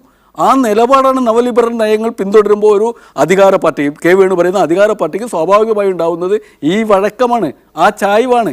ആ ചായ്വ് കൊണ്ട് ജനങ്ങളെ വിസ്മരിക്കുന്ന ഒരു ഭാഗത്ത്. എന്നാൽ നിലവിലുള്ള ജനാധിപത്യ പ്രക്രിയയുടെ ഭാഗമായിട്ട് ചില പരിധി വരെ അവർക്ക് വിട്ടുവീഴ്ച ചെയ്യേണ്ടി വരും. അത് വലതുപക്ഷ ഗവൺമെൻറ്റിനും ചെയ്യേണ്ടി വരും, അധികാരത്തിലിരിക്കുന്ന ഏതൊരാൾക്കും ചെയ്യേണ്ടി വരും. അത്തരം വിട്ടുവീഴ്ചകളുടെ ഒരു അന്തരീക്ഷത്തിൽ പോവാതെ പിണറായി വിജയൻ അതിജീവിക്കാനാവില്ല, മുഖ്യമന്ത്രിക്ക് മുന്നോട്ട് പോകാനാവില്ല. അല്ല, അതുമാത്രമല്ല, കഴിഞ്ഞ സർക്കാരുമായി ബന്ധപ്പെടുത്തി നോക്കുമ്പോൾ വലിയ വിവാദങ്ങൾ ഉണ്ടാവുകയും വലിയ ആരോപണങ്ങൾ ഉണ്ടാവുകയും ഒക്കെ ചെയ്ത സമയത്തും ഭരണം അതിൽ മാറ്റങ്ങൾ കൂടാതെ അതിൽ പിടിച്ചു നിൽക്കാൻ വേണ്ടി UDF നടത്തിയ ശ്രമങ്ങളിൽ നിന്ന് ഭിന്നമായ ഒരു നിലപാട് 143 ദിവസം മാത്രം പ്രായമായ ഒരു സർക്കാർ നിൽക്കുമ്പോൾ പിണറായി വിജയൻ സ്വീകരിച്ചു എന്നതും ശ്രദ്ധിക്കപ്പെടേണ്ട കാര്യമല്ല. തീർച്ചയായിട്ടും ഞാൻ ആദ്യം സ്വാഗതം ചെയ്ത കാര്യം അതാണ്. ഇടതുപക്ഷ ഗവൺമെൻറ്റിന് മുന്നോട്ട് പോകണമെങ്കിൽ, ഈ ഘട്ടത്തിൽ മുന്നോട്ട് പോകണമെങ്കിൽ തീർച്ചയായിട്ടും ഈ ഒരു നിലപാട് എടുക്കണം. 1. 2, അധികമായി കമ്മ്യൂണിസ്റ്റ് പാർട്ടികളുടെ കൂടെ നിന്ന വിഭാഗങ്ങളുടെ അടിത്തട്ടിൽ ഈ വൈരുദ്ധ്യങ്ങൾ അനുഭവിക്കുകയാണ്, ഈ ചൂഷണം അനുഭവിക്കുന്നവരാണ്. അവരെ പൂർണ്ണമായിട്ട് വിടാൻ കഴിയില്ല. പിന്നെ കമ്മ്യൂണിസ്റ്റ് പാർട്ടി ബംഗാളിലെ പാഠം മുന്നിലുണ്ട്. ബംഗാളിലുണ്ടായതുപോലെ കേരളത്തിലും ഇനി മുന്നോട്ട് പോകണമെങ്കിൽ ഒരു നിലപാടെടുത്തേ പറ്റൂ എന്ന് കമ്മ്യൂണിസ്റ്റ് പാർട്ടിക്ക് അറിയാം. തീർച്ചയായും അതുകൊണ്ടാണ് ഞാൻ നേരത്തെ പറഞ്ഞത്, ഇത് വെറും സമ്മർദ്ദം കൊണ്ട് മാത്രമല്ല, കമ്മ്യൂണിസ്റ്റ് പാർട്ടിക്ക് അകത്ത് വരുന്ന ഒരു പക്ഷേ സമ്മർദ്ദം, അതിനകത്തുനിന്ന് രൂപപ്പെടുന്ന ഒരു പ്രഷറുണ്ട്. ആ പ്രഷർ അത് കെ ടി കുഞ്ഞുങ്ങളെ സൂചിപ്പിച്ചിട്ടുണ്ട്. അത് തീർച്ചയായിട്ടും ശരിയുമാണ്. അതിൻ്റെ കൂടി സമ്മർദ്ദമാണത്. അല്ലാതെ ഇതിനെ വേറെ രീതിയിൽ നമ്മൾ കാണേണ്ട കാര്യമില്ല. മാത്രമല്ല UDF ഗവൺമെൻറ് ഒരു വലതുപക്ഷ ഗവൺമെൻറ്, വലതുപക്ഷ അധികാരക്രമം എത്രമാത്രം ജീർണമാവാമോ അത് നമ്മുടെ മുന്നിൽ കാണിച്ചു തന്നിട്ടുണ്ട്. ആ വഴി അതിലേക്ക് തന്നെയാണ് പോകുന്നത്. ഈ നിലപാടെടുത്ത് അതിലേക്ക് EP ജയരാജനൊക്കെ എടുത്ത നിലപാട് സത്യത്തിൽ അതിലേക്കുള്ള യാത്ര തന്നെയായിരുന്നു. അത് ജനങ്ങളുടെ മുന്നിൽ തുറന്നു കാണിക്കപ്പെട്ടപ്പോൾ പിന്നെ ഒരു ഫുൾ സ്റ്റോപ്പ് ഇട്ടേ പറ്റൂ. അത്തരമൊരു ഫുൾ സ്റ്റോപ്പ് ഇടലിന് തോന്നിക്കലെങ്കിലും ഇപ്പോൾ സംഭവിച്ചിട്ടില്ലെങ്കിൽ ഇപ്പോൾ ഇതിൽ പുറത്തു പോകേണ്ടി വരിക EP ജയരാജനല്ല, തീർച്ചയായും ഈ ഗവൺമെൻറ് തന്നെയാണ്. റൈറ്റ്. ശ്രീ ടി സിദ്ദിഖ്, അത്തരമൊരു സാഹചര്യം ഉണ്ടായി, അവിടെ നടപടിയെടുത്തു. അങ്ങനെ ഇത് മാതൃകാപരമാണ് എന്ന് CPM അവകാശപ്പെടുകയും ചെയ്യുന്നു. സമാന സ്വഭാവത്തിലുള്ള ആരോപണങ്ങൾ അല്ലെങ്കിൽ ഇതിനേക്കാൾ കൂടുതൽ ഗൗരവമായ ആരോപണങ്ങൾ നിങ്ങളുടെ ഭരണകാലത്തുണ്ടായി. അന്ന് ഇതിൽ തെളിവെവിടെ, അന്വേഷണം നടക്കട്ടെ, എന്നിട്ട് ആലോചിക്കാം എന്ന നിലപാട് വേണമെങ്കിൽ ഈ സർക്കാരിനും സ്വീകരിക്കാമായിരുന്നുവല്ലോ. വിജിലൻസിൻ്റെ അന്വേഷണം വരട്ടെ, അത്തരം കാര്യങ്ങളിൽ തീരുമാനമുണ്ടാകട്ടെ എന്ന്. അതിന് നിൽക്കാതെ ജനങ്ങൾക്ക് കൊടുത്ത വാഗ്ദാനം പാലിക്കാൻ കഴിഞ്ഞു എന്ന തോന്നലുണ്ടാക്കാൻ അല്ലെങ്കിൽ എന്ന ധാരണ എന്നൊരു സന്ദേശം പുറത്തു കൊടുക്കാൻ പാകത്തിൽ ഇടപെടൽ നടത്തി എന്നത് ഈ സർക്കാരിനെ വ്യത്യസ്തമാക്കുന്നില്ലേ? ഇതിൽ ഞാൻ ഒന്ന് ചെറിയൊരു സമയം തരണം. ഒന്ന് രണ്ട് കാര്യങ്ങൾ ഇതുമായിട്ട് ബന്ധപ്പെട്ട് പറയാനുണ്ട്. ഒന്ന്, ബഹുമാന്യനായ ശ്രീ കണ്ണേട്ടൻ ഇവിടെ ചില കാര്യങ്ങൾ സൂചിപ്പിക്കുകയുണ്ടായി. അദ്ദേഹം പറഞ്ഞത് ഞങ്ങൾ പാർട്ടി തെറ്റുതിരുത്തലിന് വലിയ പ്രാധാന്യം കൊടുത്ത് അതിൻ്റെ നടപടികൾ സ്വീകരിച്ച് മുന്നോട്ട് പോവുകയാണ്. ആ തെറ്റുതിരുത്തലിൻ്റെ ഭാഗമാണ് ഇപ്പോൾ ആ പ്രവർത്തനം നടത്തിയിരിക്കുന്നത്. ഇതുപോലെയുള്ളതായിരിക്കുന്ന റെക്ടിഫൈങ് സ്റ്റെപ്സ് ഞങ്ങൾ പിന്നെ വലിയ ഇമ്പോർട്ടൻസോട് കൂടി മുന്നോട്ട് പോകുന്നു എന്നുള്ളതൊക്കെ സൂചിപ്പിച്ചു.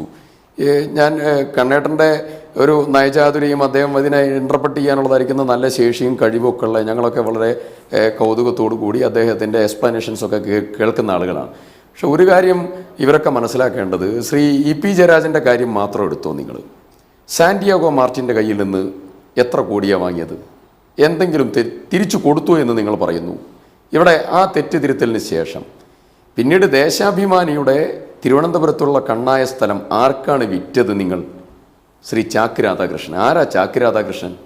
ആരാ അത് വിറ്റത്? അത് കഴിഞ്ഞ് ഇപ്പോൾ സ്വന്തക്കാർക്കും ബന്ധക്കാർക്കും നിങ്ങൾ കേരളത്തിലെ പൊതുമേഖലാ സ്ഥാപനത്തിൻ്റെ ഉന്നതമായിട്ടുള്ള ശ്രേണികളിലുള്ളതായിരിക്കുന്ന പദവികൾ മുഴുവൻ തീരെഴുതി കൊടുക്കുകയാണ്. അപ്പോൾ നിങ്ങൾ തെറ്റിതിരുത്തൽ നടപടികളല്ല, തെറ്റിൻ്റെ ആവർത്തനം നടത്തുന്ന ഒരു പാർട്ടിയായി കേരളത്തിലെ കമ്മ്യൂണിസ്റ്റ് പാർട്ടി മാറിയത്. അത് ഞാൻ ഒരു വ്യക്തിയെ കേന്ദ്രീകരിച്ച് മാത്രമാണ് അതുമായി ബന്ധപ്പെട്ടതായിരിക്കുന്ന കാര്യം മാത്രമാണ് പറഞ്ഞത്. നിരവധിയായിട്ടുള്ള മറ്റു കാര്യങ്ങളുണ്ട്, ഞാൻ അതിലേക്കൊന്നും കടക്കുന്നില്ല. പിന്നെ രണ്ടാമത്തെ കാര്യം, കേരളത്തിൻ്റെ മുഖ്യമന്ത്രി ശ്രീ പിണറായി വിജയൻ ഇതൊന്നും അറിഞ്ഞിട്ടില്ല എന്ന് പറഞ്ഞാൽ അത് വിശ്വസിക്കാൻ മാത്രം പിണറായിയുടെ സ്റ്റേറ്റ്മെൻറ്റ് കുറേ വരുന്നു. അതെന്തുകൊണ്ടാണ്? അത് കേരളത്തിലെ സോഷ്യൽ മീഡിയ, കേരളത്തിലെ പിന്നെ മാധ്യമങ്ങൾ, കേരളത്തിലെ പൊതുസമൂഹം, കേരളത്തിലെ പ്രതിപക്ഷം, കേരളത്തിലെ ആൻറ്റി കറപ്ഷൻ മേഖലകളിൽ വലിയതായിട്ടുള്ളൊരു വേവ് നടന്നുകൊണ്ടിരിക്കുക. അതിന് മുമ്പിൽ പിടിച്ചു നിൽക്കണമെങ്കിൽ ഇത്തരം സ്റ്റേറ്റ്മെൻ്റ് അല്ലാതെ രക്ഷയില്ല. ഞാൻ ചോദിക്കുന്നു, വി.എസ്. അച്യുതാനന്ദൻ എന്ന് പറയുന്ന ബഹുമാന്യനായ സീനിയറായ CPIM പ്രമുഖനായ നേതാവ്, മുൻ മുഖ്യമന്ത്രി, അദ്ദേഹം പറഞ്ഞു തൻ്റെ സ്റ്റാഫിൽ ശ്രീ ബാലകൃഷ്ണൻ ഉണ്ടാവണം എന്നുള്ള താല്പര്യം പറഞ്ഞപ്പോൾ പാർട്ടി ഇടപെട്ടുകൊണ്ട് പറയുകയാണ് പറ്റില്ല, അദ്ദേഹത്തെ വെക്കാൻ പറ്റില്ല. നമ്മൾ കേരളത്തിൽ പൊതുവായി ചർച്ച ചെയ്തിട്ടുള്ള വിഷയമാണല്ലോ.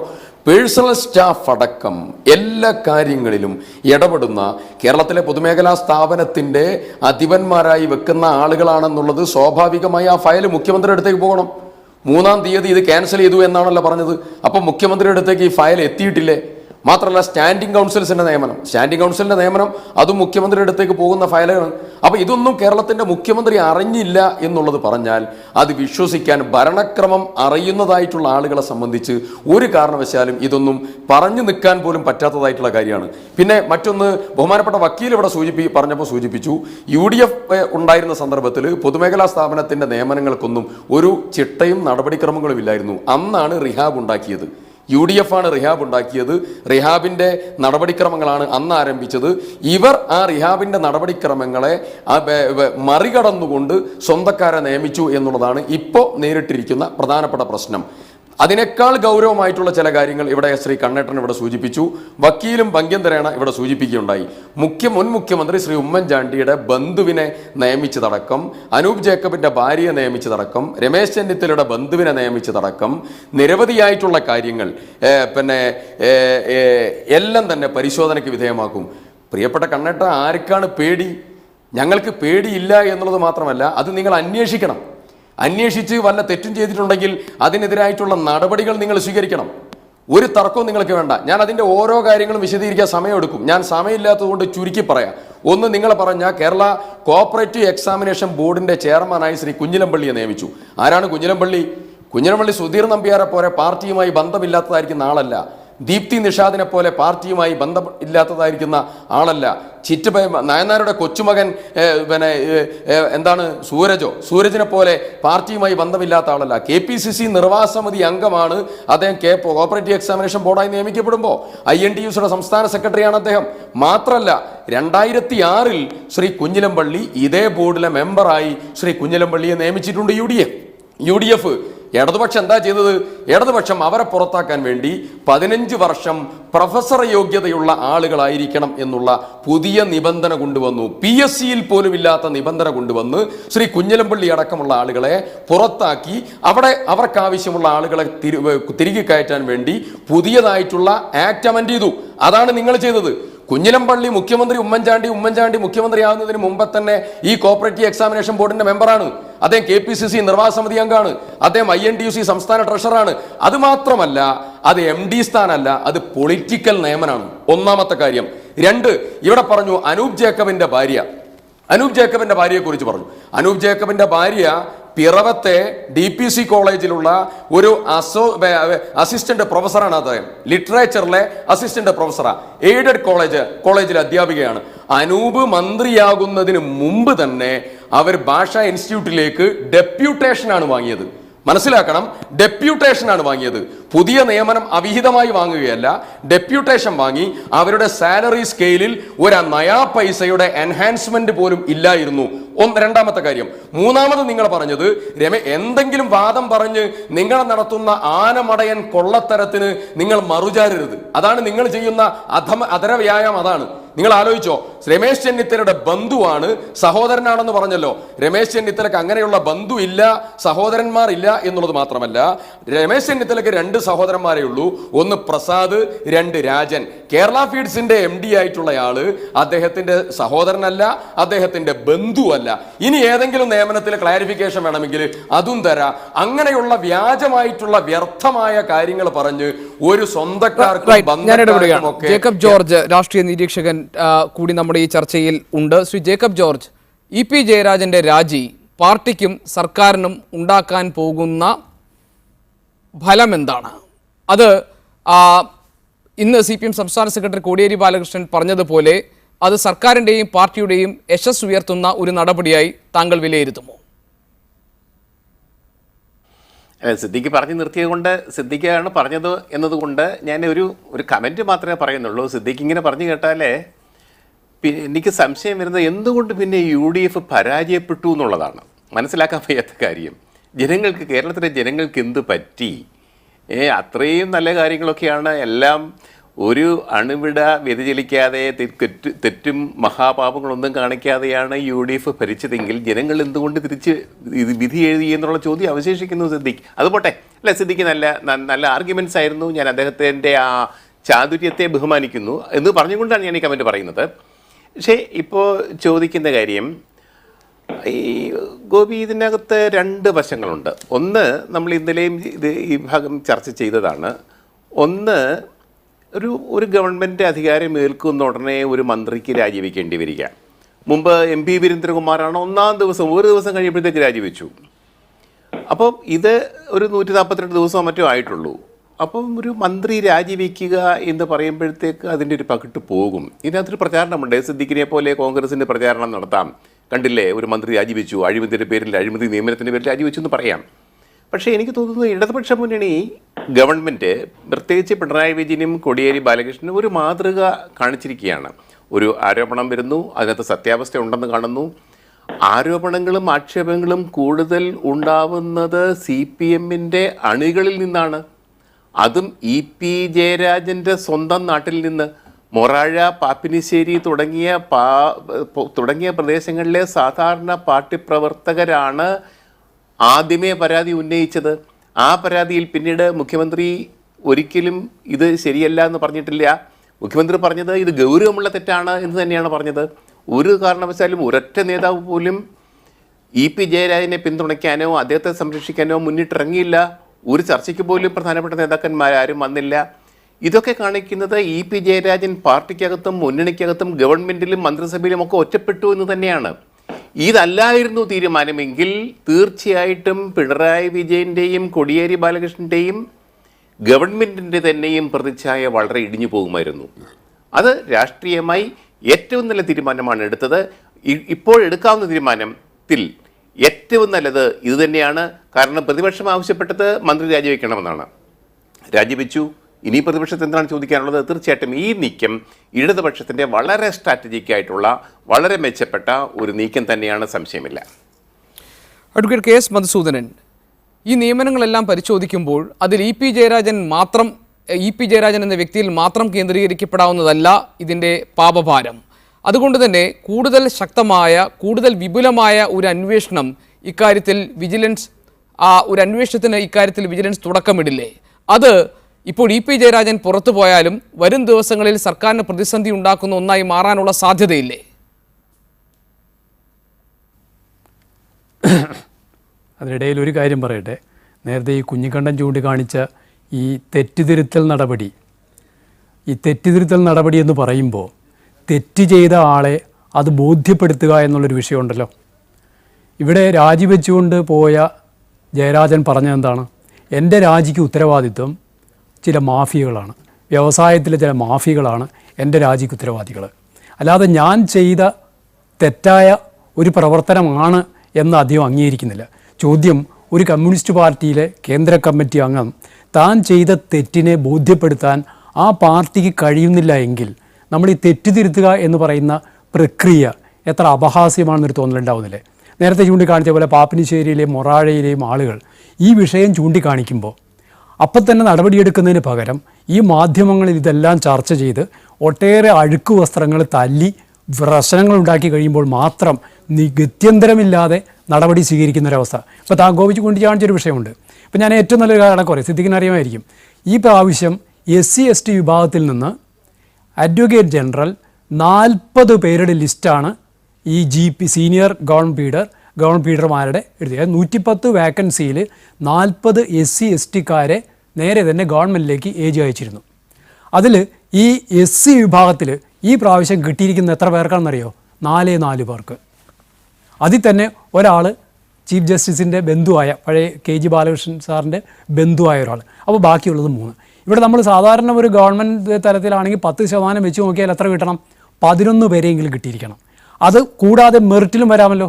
മെറിറ്റിൽ ഒരു 10 or 11 കൊടുത്താൽ ഒരു 10-22 പേരെ SC/ST വിഭാഗത്തിൽ നിന്ന് ഗവൺമെൻറ് ആക്കിയാൽ എന്തായിരുന്നു കുഴപ്പം? ഇവിടെ കാണേണ്ട പ്രശ്നം, ബാലനെ പോലെ നിയമമന്ത്രിയായിട്ടുള്ള ബാലൻ ഉൾപ്പെടുന്ന ഒരു മന്ത്രിസഭയിൽ 40 SC/ST വിഭാഗത്തിൽപ്പെട്ട അഡ്വക്കേറ്റ്സിൻ്റെ പാനൽ, അതായത് നിലവിലുള്ള 78 നിയമപ്രകാരം ഓരോ 10 വാക്കൻസിക്കും 2 പേരെയെങ്കിലും ലിസ്റ്റിൽ ഉൾപ്പെടുത്തിയിട്ട് ഗവൺമെൻറ്റിലേക്ക് കൊടുത്തിരിക്കണം. അപ്പോൾ അത് പ്രകാരമാണ് ഏതാണ്ട് 40 പേരെ, ആ റേഷ്യോയേക്കാൾ കൂടുതലാണ് കൊടുത്തിട്ടുള്ളത്. 40 പേരുടെ ലിസ്റ്റ് കൊടുത്തു. ഇവിടെ കാണേണ്ടത്, ഒരു അഭിഭാഷകൻ്റെ കഴിവ് മനസ്സിലാക്കുന്ന ആരാണ്? ഗവൺമെൻറ് തലത്തിലെ സെക്രട്ടറി അല്ല, മറിച്ച് അഡ്വക്കേറ്റ് ജനറലാണ്. അപ്പോൾ അഡ്വക്കേറ്റ് ജനറൽ ആ അഡ്വക്കേറ്റിൻ്റെ കഴിവ് മനസ്സിലാക്കിക്കൊണ്ട് അയച്ചു കൊടുക്കുന്ന ഒരു ലിസ്റ്റ്. അത് കാണേണ്ടത് എപ്പോഴും അഡ്വക്കേറ്റ് ജനറൽ രാഷ്ട്രീയക്കാരൻ തന്നെയായിരിക്കും. ഇപ്പോൾ സുധാകരപ്രസാദ് സാറാണെങ്കിലും ഒരു രാഷ്ട്രീയത്തിൻ്റെ ഭാഗമായി തന്നെ വരുന്ന ആളാണ്. അപ്പോൾ അത്തരം രാഷ്ട്രീയത്തിൻ്റെ ആ ഭാഗമായി നിൽക്കുന്ന അഭിഭാഷകർ തന്നെയാണ് ഈ 40-ലും പെടുക, ഭൂരിപക്ഷവും പെടുക. അതിൽ നിന്ന് ഈ 36 പേരെ വെട്ടി നിരത്തിക്കൊണ്ട് 4 പേർക്ക് മാത്രമായിട്ട് കൊടുക്കുമ്പോൾ നമുക്ക് സംശയം വരുന്നു. എന്തുകൊണ്ടത് 4ആയി ചുരുങ്ങി? അതും ബാലനെ പോലെ ഉള്ള ഒരു നിയമമന്ത്രി സാരഥ്യം വഹിക്കുന്ന ഒരു മന്ത്രിസഭയിൽ എന്തുകൊണ്ടാണ് ഇത്തരം കീഴാള വിഭാഗങ്ങളോട് ഇത്തരം അവഗണന ഉണ്ടാകുന്നത്? ഇതാണ് ഇവിടെ വിഷയം. അപ്പോൾ അഭിഭാഷക നിയമനത്തിൽ ഇപ്പോൾ അത് നമുക്കൊരു വിജിലൻസിലൊന്നും പറയാൻ കഴിയില്ല. കാരണം സിദ്ദിഖിനൊക്കെ അറിയാൻ പറ്റുമല്ലോ, അഭിഭാഷകരാകുമ്പോൾ ആകെ നോക്കേണ്ടത് എന്താ? 10 വർഷത്തെ പ്രാക്ടീസ് ഉണ്ടോ, അതിൽ 5 വർഷത്തെ ആക്ച്വൽ പ്രാക്ടീസ് ഉണ്ടോ, അല്ലെങ്കിൽ മറ്റേ ജൂനിയർ GP ആണെങ്കിൽ 7 വർഷമുണ്ടോ, അതിൽ 3 വർഷമുണ്ടോ, SC/ST ആണെങ്കിൽ 5 വർഷവും 3 വർഷം, ഇതേ ആകെ നോക്കേണ്ടതുള്ളൂ. അയാൾ എത്ര പ്രാവശ്യം ഹൈക്കോടതിയിൽ വന്നു, ആക്ച്വൽ പ്രാക്ടീസ് അയക്ക് എത്രയുണ്ട്, ഇതൊന്നും നോക്കേണ്ടതെന്നില്ല. എന്നാലും നമ്മളിവിടെ കാണേണ്ടത് ഈ കീഴാള വിഭാഗങ്ങൾക്ക് വേണ്ടി എന്ന് പറയുന്ന, കുഞ്ഞുകുണനൊക്കെ മറുപടി പറയേണ്ട ഒരു വിഷയമാണത്, എന്ന് പറയുന്ന കീഴാള വിഭാഗങ്ങൾക്ക് യാതൊരു പ്രാതിനിധ്യവും കൊടുക്കാത്ത രൂപത്തിലേക്ക് ഗവൺമെൻറ്റിൻ്റെ ഭാഗം കേസ് പറയാൻ പ്രാഗൽഭ്യമില്ലാത്ത അഭിഭാഷകരാണ് ഈ SC/ST വിഭാഗത്തിൽ നിന്നാണോ ഗവൺമെൻറ് മനസ്സിലാക്കുന്നത്? അഡ്വക്കേറ്റ് ജനറൽ റെക്കമെൻഡേഷനിൽ പോയ ആ ലിസ്റ്റിൽപ്പെട്ട്. അപ്പോൾ അഴിമതി എത്രയായി മാറിപ്പോകുന്നു. എന്നിട്ട് പല ആളുകളുടെയും മക്കളും ഒരാൾക്ക് തന്നെ പല രൂപത്തിലുള്ള, ഇപ്പോൾ പൊല്യൂഷൻ കൺട്രോൾ ബോർഡിൻ്റേതായാലും ബീവറേജസ് കോർപ്പറേഷൻ്റെ ആയാലും അങ്ങനെയെല്ലാം ആരോപണങ്ങൾ വന്നിരിക്കുന്നു. ഇത്രമാത്രം പൊതുമേഖലാ സ്ഥാപനങ്ങളുടെ സ്റ്റാൻഡിംഗ് കൗൺസിലായിട്ട് ഒരാൾക്ക് മാത്രം കൊടുക്കുന്ന എന്തിനാണ്? ഇതെല്ലാം വീതിച്ചു കൊടുത്താൽ ഒട്ടേറെ പേർക്ക് അവസരങ്ങൾ ഉണ്ടാകുന്നില്ലേ? ഏതാണ്ട് 1.5 ലക്ഷം രൂപയോളം മാസം വാങ്ങാൻ കഴിയുന്ന സ്റ്റാൻഡിംഗ് കൗൺസിൽ പോസ്റ്റുകളാണിതെല്ലാം. ഇപ്പോൾ ഒരു GP ആയാൽ തന്നെ നമുക്ക് ഏകദേശം അറിയാമല്ലോ, 1 ലക്ഷം മുതൽ ഒരു 75,000 മുതൽ 1 ലക്ഷം വരെ ശമ്പളം കിട്ടുന്ന പോസ്റ്റുകളാണിതെല്ലാം. അപ്പോൾ അത് വെറും ശമ്പളത്തിൻ്റെ മാത്രമല്ല, മറിച്ച് തങ്ങൾക്ക് പ്രവർത്തിക്കാനുള്ളൊരു മണ്ഡലം കൂടിയാണ്. അത് എത്രയോ പേര് DYFIക്കാരുണ്ടാവും, പിന്നെ ഈ എന്താ പറയുക അവരുടെ തന്നെ അസോസിയേഷനിൽപ്പെട്ട ഒട്ടേറെ പ്രാഗൽഭ്യമുള്ള അഭിഭാഷകരുണ്ട്. ഇവരെല്ലാം മാറ്റിക്കൊണ്ട് ഈ പറയുന്ന ഈ ബന്ധുമിത്രാദികൾക്ക് മാത്രമായി കൊടുക്കുകയും അതോടൊപ്പം തന്നെ അർഹത നേടേണ്ടതായ ഈ കീഴാള വിഭാഗങ്ങൾക്ക്, ദളിത് വിഭാഗങ്ങൾക്ക് കൊടുക്കാതിരിക്കുകയും ചെയ്യുന്ന ഈ വിഷയം ചർച്ച ചെയ്യപ്പെടേണ്ടതല്ലേ കുഞ്ഞിക്കണ്ണൻ? ഇതാണ് ഇവിടുത്തെ വിഷയം. ഇപ്പോൾ EP ജയരാജൻ്റെ വിഷയം ഞാൻ ചൂണ്ടിക്കാണിച്ച പോലെ തെറ്റിതിരുത്തൽ എന്നെല്ലാം നമ്മൾ പറയുമ്പോൾ ഒരു കമ്മ്യൂണിസ്റ്റ് പാർട്ടിയുടെ ഉള്ളിൽ നിന്ന് തെറ്റ് ചെയ്തവനെ ആ തെറ്റ് ബോധ്യപ്പെടുത്താൻ കഴിഞ്ഞില്ലെങ്കിൽ ഏത് രീതിയിലാണ് നമ്മൾ ഈ തെറ്റിതിരുത്തലിനെ കുറിച്ച്, പെർജിങ്ങിനെ കുറിച്ച് പറയുന്നത്? അയാൾക്ക് എന്ത് പാശ്ചാത്താപമാണുള്ളത്? ഇവിടെയാണ് പ്രശ്നം. അപ്പോൾ ആന്തരികമായ നൽകും ഞാൻ പ്രതീക്ഷിക്കുന്ന ഒരു ചെറിയ ഇടവേളയ്ക്ക് ശേഷം നമുക്ക് ഈ ചർച്ചയുടെ രണ്ടാം ഘട്ടത്തിലേക്ക് വരാം. താങ്കൾ മറുപടി പറയേണ്ട സമയമാണിത്. ഒരുപാട് കാര്യങ്ങൾ ഇവിടെ ചർച്ചയിൽ വന്നു. ഒന്ന്, EP ജയരാജനിൽ മാത്രം അല്ലെങ്കിൽ അദ്ദേഹത്തിൻ്റെ രാജിയിൽ മാത്രം ഒതുങ്ങി നിൽക്കുന്ന ഒരു കേവല പ്രശ്നമായി ബന്ധുനിയമന വിവാദത്തെ കാണാൻ കഴിയില്ല. അതിന് വ്യാപ്തിയുണ്ട്, അതിന് ആഴമുണ്ട്. അതുകൊണ്ട് തന്നെ അത് വലിയൊരു അന്വേഷണത്തിൻ്റെ പരിധിയിൽ വരുമ്പോൾ സർക്കാരിന് തീർച്ചയായും വരും ദിവസങ്ങളിൽ ബുദ്ധിമുട്ടുണ്ടാക്കും. രണ്ട്, ഈ പാർട്ടിക്കുണ്ടായിട്ടുള്ള അപജയത്തെ സംബന്ധിച്ചിട്ടുള്ള കെ വേണുവിൻ്റെ നിരീക്ഷണങ്ങൾ.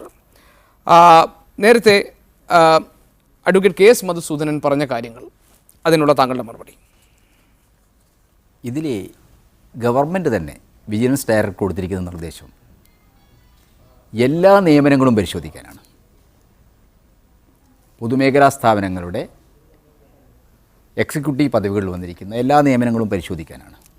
അപ്പോൾ അത്തരം പരിശോധനയുടെ അടിസ്ഥാനത്തിൽ ഇതിലെല്ലാം തന്നെ വഴിവിട്ട ചട്ടങ്ങൾക്ക് വിരുദ്ധമായ എന്തെങ്കിലും സംഭവിച്ചിട്ടുണ്ടെങ്കിൽ കൃത്യമായ നടപടി സ്വീകരിക്കും എന്നുള്ളതാണ് ഗവൺമെൻറ്റിൻ്റെ ഒരു പൊസിഷൻ. പാർട്ടി സെക്രട്ടേറിയറ്റും ഇന്ന് തീരുമാനിച്ചിരിക്കുന്നതാണ്. ഇത്തരം നിയമനങ്ങൾ പാർട്ടിയുടെ ഇപ്പം 100 ദിവസം കൊണ്ട് തന്നെ കേരളത്തിലെ സാമൂഹ്യ സാഹചര്യത്തിൽ വലിയ പ്രതീക്ഷകൾ ഈ ഗവൺമെൻറ് ഉണ്ടാക്കിയിട്ടുണ്ട്. 3700 കോടി ഉറപ്പിക കഴിഞ്ഞ ഗവൺമെൻറ്, സിദ്ദിഖിൻ്റെ ഗവൺമെൻറ് കുടിശ്ശിയാക്കിയ പെൻഷൻ കൊടുക്കുകയും കർഷക തൊഴിലാളികൾ ഉൾപ്പെടെയുള്ള ദുർബല വിഭാഗങ്ങൾക്ക് പെൻഷൻ ആനുകൂല്യങ്ങൾ വാങ്ങിക്കൊണ്ടിരിക്കും. 1 മാസത്തെ പെൻഷൻ അഡ്വാൻസായിട്ട് കൊടുക്കുകയും ചെയ്തു. ഇതെല്ലാം തന്നെ കഴിഞ്ഞ ഓണക്കാലവും ബക്രീദ് കാലമൊക്കെ കേരളത്തിൻ്റെ സാമൂഹിക അന്തരീക്ഷത്തിൽ ഈ ഗവൺമെൻറ് ഒരു സാന്നിധ്യം വളരെ സജീവമായി കണ്ടിരുന്ന ഒന്നാണ്.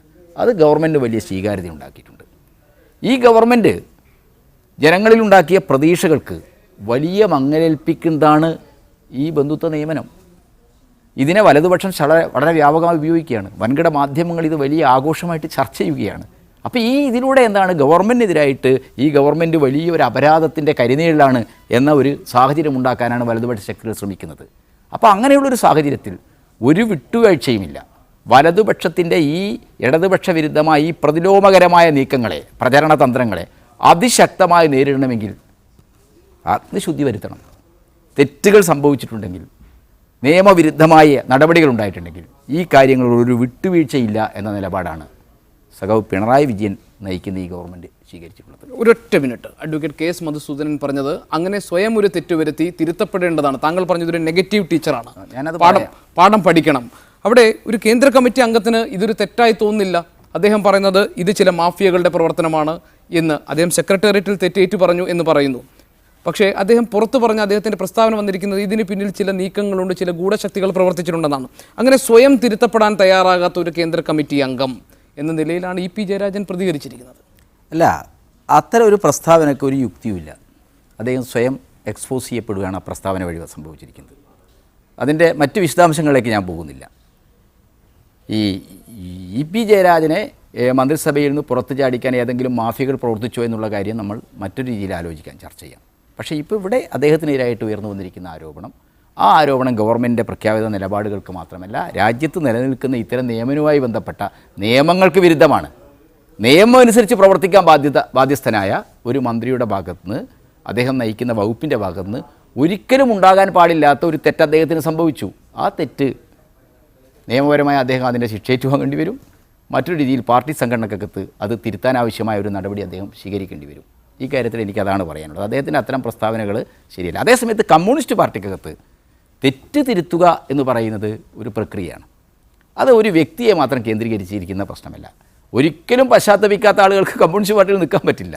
സംഭവിച്ചു പോയ തെറ്റുകളെ ന്യായീകരിച്ചു പോകുന്ന ആളുകൾക്കൊന്നും കമ്മ്യൂണിസ്റ്റ് പാർട്ടിയിൽ നിൽക്കാൻ പറ്റില്ല. അപ്പോൾ CPM-നെ സംബന്ധിച്ചിടത്തോളം മറ്റ് ബൂർഷാ പാർട്ടികളിൽ നിന്ന് വ്യത്യസ്തമായിട്ട് തെറ്റുകൾ സംഭവിക്കാം. ബൂർഷാ സമൂഹത്തിലാണ് നമ്മൾ പ്രവർത്തിക്കുന്നത്.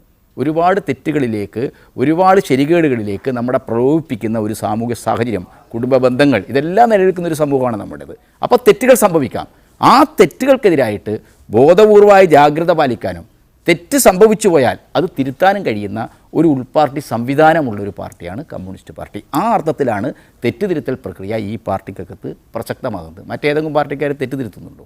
ഇപ്പോൾ ഏറ്റവും വലിയ ദേശീയതയും ഏറ്റവും വലിയ അഴിമതിയൊക്കെ ചാനലുകൾ വന്ന് പ്രസംഗിക്കുന്ന പല ആളുകൾക്ക് എന്താണ്, ഇന്ത്യയുടെ ഏറ്റവും വലിയ അപരാധം കാണിച്ച ഇന്ദിരാഗാന്ധിയെ കൊന്ന കേസ് ബാധിക്കുന്ന ആൾ ഒരു BJP നേതാവാണ്.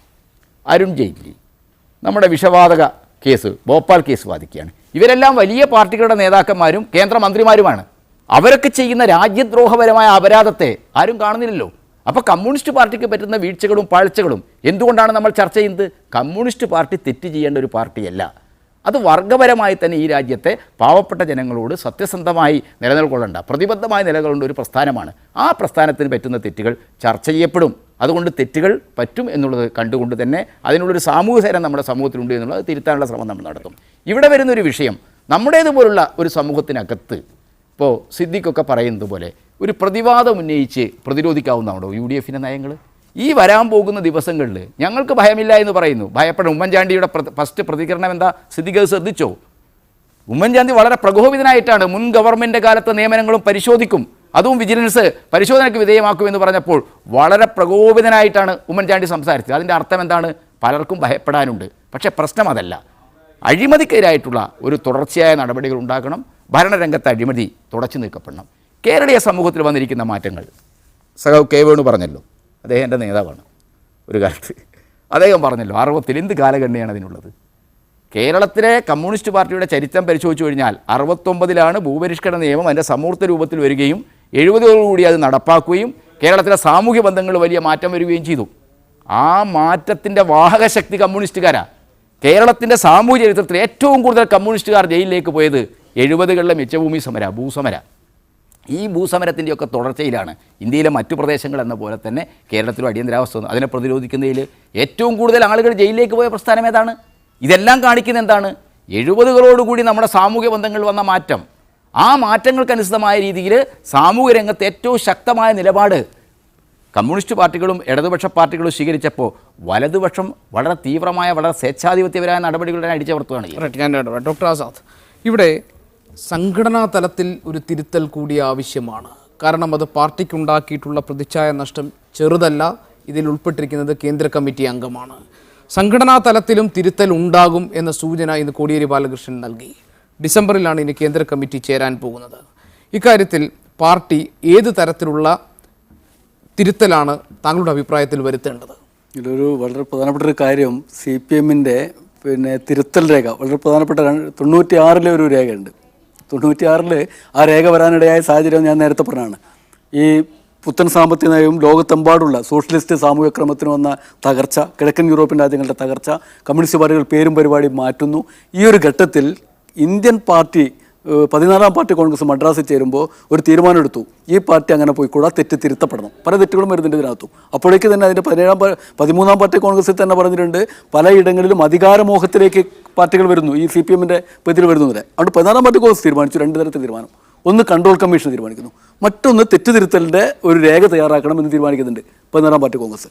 പക്ഷേ 15-ാം പാർട്ടി കോൺഗ്രസ് കഴിഞ്ഞതിന് ശേഷം, ചണ്ഡീഗഡും കഴിഞ്ഞതിന് ശേഷം, അതിനടുത്ത കോൺഗ്രസും കഴിഞ്ഞതിന് ശേഷമാണ് സത്യത്തിൽ 96-ൽ ഈ രേഖ തയ്യാറാക്കുന്നത്. കേന്ദ്ര കമ്മിറ്റി രേഖ തയ്യാറാക്കുന്നു. ആ രേഖ തയ്യാറാക്കുന്ന കമ്മിറ്റിയിൽ അംഗമാണ് EP ജയരാജൻ. ആ രേഖ തയ്യാറാക്കി അതിൽ പറയുന്നുണ്ട് എങ്ങനെയാണ് പാർട്ടി നേതാക്കൾ പെരുമാറേണ്ടത്, എങ്ങനെയാണ് MP MLA-മാർ മന്ത്രിമാർ പെരുമാറേണ്ടത്. അത് മുഴുവൻ ലംഘിക്കപ്പെടുന്നു. ഈ രേഖ ഉണ്ടാക്കുകയും അത് ചെയ്യാൻ കൂടെ നിന്ന ആളാണ് EP ജയരാജൻ. അദ്ദേഹം പോലും ആ രേഖ മറന്നു കഴിഞ്ഞിട്ടുണ്ട്. അതിനുശേഷമുള്ള പ്ലീനം മറന്നു.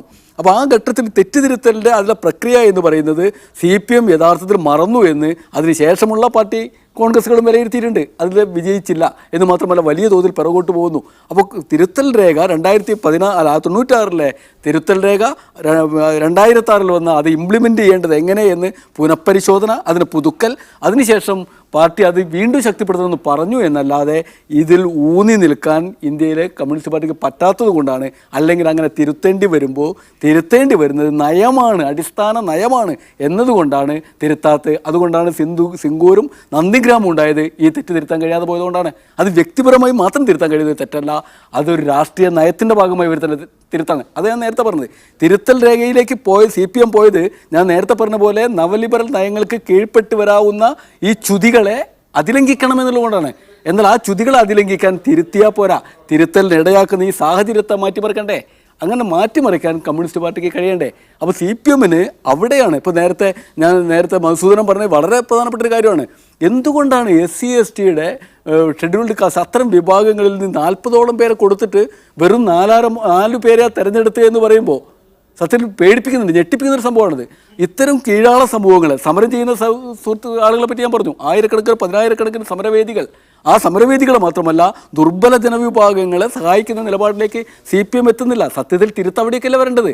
ഇത്തരത്തിൽ EP ജയരാജൻ്റെ തെറ്റ്, ഒരു കേന്ദ്ര കമ്മിറ്റി അംഗങ്ങൾ ശ്രീമതിയുടെ തെറ്റ്, കേന്ദ്ര കമ്മിറ്റി അംഗങ്ങളുടെ തെറ്റ്, അത് അപ്പരൂപപ്പെടുന്നല്ല. ആ തെറ്റിലേക്ക് നയിക്കും വിധം സംഘടനാ ശരീരത്തിലേറ്റിട്ടുള്ള വലിയ പുഴുക്കുത്ത്, ആ പുഴുക്കുത്തുണ്ടാക്കിയ സാമൂഹ്യക്രമത്തെ, ആ നവലിബറൽ നയങ്ങളെ, ആ പുത്തൻ സാമ്പത്തിക നയത്തെ ഇവർ വാരിപ്പുണരുകയും ഇപ്പോൾ MP പരമേശ്വരൻ ഏറ്റവും അവസാനം മാതൃഭൂമി ആഴ്ചപ്പതിപ്പ് പറഞ്ഞിട്ടുണ്ട്. എന്താ പറയുന്നത്? മൻമോഹൻ സിംഗും ബുദ്ധദേവും തമ്മിൽ വ്യത്യാസം വരില്ല. ആ നയത്തിൻ്റെ പ്രശ്നമാണ്. പുതിയ വികസന നയം കോർപ്പറേറ്റ് വികസന നയമാണ്. ആ നയം തിരുത്തുമോ എന്നാണ് സത്യത്തിൽ EP ജയരാജൻ്റെ പ്രശ്നം ചോദിക്കേണ്ടത്. അതിലേക്ക് കുഞ്ഞിക്കണ്ഠൻ പോകുന്നില്ല. കുഞ്ഞിക്കണ്ഠൻ ഇത് ചെയ്ത ശരി മാത്രമേ പറയുന്നുള്ളൂ, പക്ഷെ ആ നയത്തിൽ വരുത്തേണ്ട മാറ്റത്തെ പറ്റി പറയുന്നില്ല. ഇവിടെ കോൺഗ്രസ് നേതാവ് രാജ്മോഹൻ, സമയപരിമിതിയിൽ കോൺഗ്രസ് നേതാവ് രാജ്മോഹൻ ഉണ്ണിത്താൻ കൂടി ഈ ചർച്ചയിൽ നമ്മളോടൊപ്പം എത്തിയിട്ടുണ്ട്.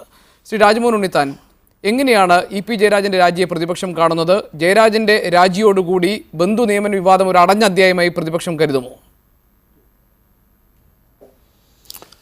ഒരിക്കലുമില്ല. ശ്രീ ജയരാജൻ്റെ രാജി അനിവാര്യമായ ഒരു കാര്യമാണ്. മാർക്സിസ്റ്റ് പാർട്ടിയുടെ ഒരു പ്രഖ്യാപിതമായ നയമുണ്ട്. അധികാരത്തിലിരുന്നു കൊണ്ട് ഒരു മന്ത്രി തൻ്റെ കുടുംബാംഗങ്ങൾക്ക് അനധികൃതമായി അവിഹിതമായി നൽകുന്ന ആനുകൂല്യങ്ങൾ റദ്ദു ചെയ്യണം. നമ്പർ 1, ആ മന്ത്രിക്കെതിരെ കേസെടുക്കണം. നമ്പർ 2, നമ്പർ 3, ആ മന്ത്രി സ്ഥാനം രാജിവെക്കണം. ഇത് ലോക്പാൽ ബില്ലിൻ്റെ അവതരണ വേളയിൽ മാർക്സിസ്റ്റ് പാർട്ടി പരസ്യമായി ഗവൺമെൻറ്റിന് കൊടുത്ത ഒരു രേഖ 2011 ഓഗസ്റ്റ് 25 അവർ പ്രസിദ്ധപ്പെടുത്ത ഒരു രേഖയിലെ പ്രസക്തമായ ഭാഗങ്ങളാണ് ഞാൻ പറഞ്ഞത്. അപ്പോൾ സ്വാഭാവികമായും മാർക്സിസ്റ്റ് പാർട്ടിയുടെ പ്രഖ്യാപിതമായ നയമാണ്. ഇവിടെ ഒരു കാര്യം വളരെ പ്രസക്തമാണ്. നമ്മളിപ്പോൾ മാർക്സിസ്റ്റ് പാർട്ടിയുടെ പ്രത്യയശാസ്ത്രത്തെക്കുറിച്ചോ അല്ലെങ്കിൽ അവർ ഇന്ത്യൻ സ്വാതന്ത്ര്യ സമരത്തിൽ പങ്കെടുത്തവരോ അതിൽ ജയിലിൽ കിടന്നതിൻ്റെ ചരിത്രമോ അവരുടെ സമര പാരമ്പര്യത്തെക്കുറിച്ചോ ഒന്നുമല്ല നമ്മളിവിടെ ചർച്ച ചെയ്യുന്നത്. ഇവിടെ സംസ്ഥാനത്തിൻ്റെ ഒരു മന്ത്രി ആരോപണ വിധേയനല്ല, കുറ്റവാളിയാണ്, പ്ലീഡിംഗ് ഗിൽറ്റിയാണ്. എക്സ്ട്രാ ജുഡീഷ്യൽ കൺഫെഷൻ അദ്ദേഹം നടത്തിയിരിക്കുന്നു, കുറ്റസമ്മതം. ഒരു കോടതിയുടെ മുമ്പിലല്ല, പാർട്ടിയുടെ മുമ്പിൽ പറഞ്ഞിരിക്കുന്നു ഞാൻ കുറ്റം ചെയ്തിരിക്കുന്നു. അപ്പോൾ കുറ്റസമ്മതം നടത്തി, അതൊരു എക്സ്ട്രാ ജുഡീഷ്യൽ കൺഫെക്ഷനാണ്. ഇവിടെ ഒരു കുറ്റപത്രം ഒരാളുടെ കോടതിയിൽ വായിക്കുന്നു, കുറ്റം ചെയ്തോ എന്ന് കോടതി ചോദിക്കുന്നു. കുറ്റം ചെയ്തെന്ന് പറഞ്ഞാൽ പിന്നെ വിചാരണയില്ല, ശിക്ഷ വിധിക്കലാണ് എന്ന് പറഞ്ഞതുപോലെ കോടതിക്ക് പുറത്ത് ഒരു മന്ത്രി ഭരണഘടനാപരമായി സത്യപ്രതിജ്ഞ ഒരു മന്ത്രി പറഞ്ഞിരിക്കുന്നു ഞാൻ തെറ്റ് ചെയ്തിരിക്കുന്നു, കുറ്റം സമ്മതിക്കുന്നു. എക്സ്ട്രാ ജുഡീഷ്യൽ കൺഫെക്ഷൻ ഒരു മന്ത്രി നടത്തിയിരിക്കുന്നു. അപ്പോൾ പിന്നെ ശിക്ഷ ഉറപ്പാണ്. ആ ശിക്ഷ രാജി അല്ലാതെ മറ്റൊരു മാർഗവുമില്ല. അത് മുഖ്യമന്ത്രി വളരെ പരസ്യമായി പറഞ്ഞതായിട്ടാണ് മാധ്യമങ്ങൾ പറയുന്നത് വിശ്വസിക്കാമെങ്കിൽ നമ്മൾ മനസ്സിലാക്കേണ്ടത്. എന്താ അദ്ദേഹം പറഞ്ഞത്? രാജി അല്ലാതെ ശ്രീ ജയരാജന് മുമ്പിൽ മറ്റൊരു മാർഗവുമില്ല. അവസാന ശ്വാസം വരെ ആ കസേരയിൽ കടിച്ചു തൂങ്ങിക്കിടക്കാൻ ശ്രമിച്ച് അത് നടക്കാതെ വന്നപ്പോഴാണ് രാജിവെച്ചത്. ഞാൻ ഒരു കാര്യം കൂടി ഗോപിയോട് പറയാം. നമ്മൾ കഴിഞ്ഞ കാലഘട്ടം മറക്കാൻ പാടില്ല. UDF കേരളം ഭരിക്കുമ്പോൾ എത്രയോ ആരോപണം ഉന്നയിച്ചവരാണ് ഇവർ. അന്നൊന്നും ആരോപണമല്ലാതെ അതിന് അടിസ്ഥാനവും തെളിവുകളുമില്ല. നമ്മുടെ സെക്രട്ടേറിയറ്റ് വളർന്നത് നമുക്ക് മറക്കാൻ പറ്റുമോ? അന്ന് രാപ്പകൽ സമരം നടത്തിയ മറക്കാൻ പറ്റുമോ? മുഖ്യമന്ത്രിയുടെ വീട് വളഞ്ഞതും തടഞ്ഞതും മറക്കാൻ പറ്റുമോ? മുഖ്യമന്ത്രിയെ കണ്ണൂരിട്ട് ആക്രമിച്ച അദ്ദേഹത്തിന് തല അടിച്ചു പൊട്ടിച്ചത് മറക്കാൻ പറ്റുമോ? ഇതൊക്കെ ജനങ്ങൾ കണ്ടതല്ലേ. അപ്പോൾ അഴിമതിക്കെതിരെ ജനവിധി നേടി അധികാരത്തിൽ വന്ന ഒരു ഗവൺമെൻറ് മന്ത്രിയാണ് സത്യപ്രതിജ്ഞാ ലംഘനം നടത്തിയിരിക്കുന്നത്. എന്താ സത്യപ്രതിജ്ഞാ ലംഘനം? ഭരണഘടനയും നിയമവും അനുശാസിക്കുന്ന രീതിയിൽ ഭീതിയോ പക്ഷപാതമോ പ്രീതിയോ വിദ്വേഷമോ കൂടാതെ എല്ലാ തരത്തിലുള്ള ജനങ്ങൾക്കും തുല്യനീതി ഉറപ്പാക്കുമെന്നാണ് സത്യപ്രതിജ്ഞ. ചിറ്റപ്പൻ മച്ചമ്പി കളിച്ചിരിക്കുകയല്ലേ? ചിറ്റപ്പനല്ലേ ഇവിടെ ആർക്കാ കൊടുത്തിരിക്കുന്ന മച്ചമ്പിമാർക്ക്? അപ്പോൾ സ്വാഭാവികമായി 1988 പ്രിവെൻഷൻ ഓഫ് കറപ്ഷൻ ആക്ടിൽ വളരെ കൃത്യമായി പറയുന്നുണ്ട്, ഔദ്യോഗിക പദവിയിൽ ഇരുന്നു കൊണ്ട് കൈക്കൂലി വാങ്ങിക്കുന്ന മാത്രമല്ലല്ലോ, പിന്നെ ഏതെങ്കിലും വ്യക്തികൾക്ക് അവർക്ക് ആനുകൂല്യം പറ്റാനുള്ള അവസരം നടത്തുന്നത് അഴിമതിയാണ്. അപ്പം മന്ത്രി അഴിമതി നടത്തി, മന്ത്രി സത്യപ്രതിജ്ഞാലംഘനം നടത്തി, സ്വജനപക്ഷപാതം നടത്തി, അതിൻ്റെ പേരിൽ മന്ത്രി കുറ്റസമ്മതവും നടത്തി. ഇതൊരു ആരോപണമല്ല. അതാ ഞാൻ പറഞ്ഞത്, പ്ലീഡിങ് ഗിൽറ്റിയാണ്. അതുകൊണ്ട് എക്സ്ട്രാ ജുഡീഷ്യൽ കൺഫെഷൻ നടത്തിയ മന്ത്രി രാജിവെക്കാതെ പിന്നെന്താ മാർഗം? ഇത് രാജിയല്ല. ഇതിനകത്ത് ഒരു കാര്യം കൂടെ പറയാം. ഇതിനകത്ത് മുഖ്യമന്ത്രിക്ക് പങ്കുണ്ടെന്ന് ഞങ്ങൾ പറയാൻ കാരണം, മുഖ്യമന്ത്രി എല്ലാ കോർപ്പറേഷൻ്റെ MD-മാരെ നിയമിക്കുമ്പോൾ അതിൻ്റെ ഫസ്റ്റ് കോപ്പി മുഖ്യമന്ത്രിക്ക് ത്രൂ പ്രൈവറ്റ് സെക്രട്ടറിയിലൂടെ അയച്ചു കൊടുക്കും. ഞാൻ വേണേൽ കോപ്പി തരാം. അപ്പം കേരളത്തിലെ മുഖ്യമന്ത്രി ഈ നിയമനമൊക്കെ അറിഞ്ഞിട്ടില്ലെന്ന് പറഞ്ഞാൽ അദ്ദേഹം ഭരണകാര്യങ്ങൾ ശ്രദ്ധിക്കുന്നില്ല എന്ന് വേണം പറയാൻ.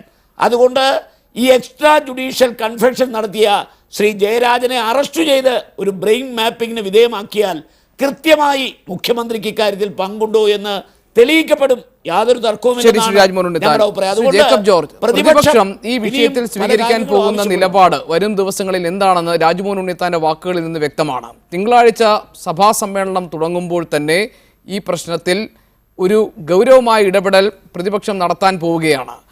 ഇവിടെ മുഖ്യമന്ത്രി പിണറായി വിജയൻ അറിഞ്ഞുകൊണ്ടാണ് ഇതെല്ലാം സംഭവിച്ചത്. മാത്രമല്ല, EP ജയരാജനിൽ മാത്രം ഒതുങ്ങി നിൽക്കുന്നതല്ല ബന്ധുനിയമന വിവാദം. ഇതൊരു രാഷ്ട്രീയ വിഷയമായി ഉയർത്തിക്കൊണ്ടുവരാൻ പാകത്തിലുള്ള ഒരു ആയുധമായി പ്രതിപക്ഷത്തിന് മുന്നിൽ കിട്ടിയിരിക്കുകയല്ലേ. അവർ ഈ പ്രശ്നത്തെ ഈ രീതിയിൽ സമീപിക്കുകയാണെങ്കിൽ അത് സർക്കാരിന് ബുദ്ധിമുട്ടുണ്ടാകില്ലേ?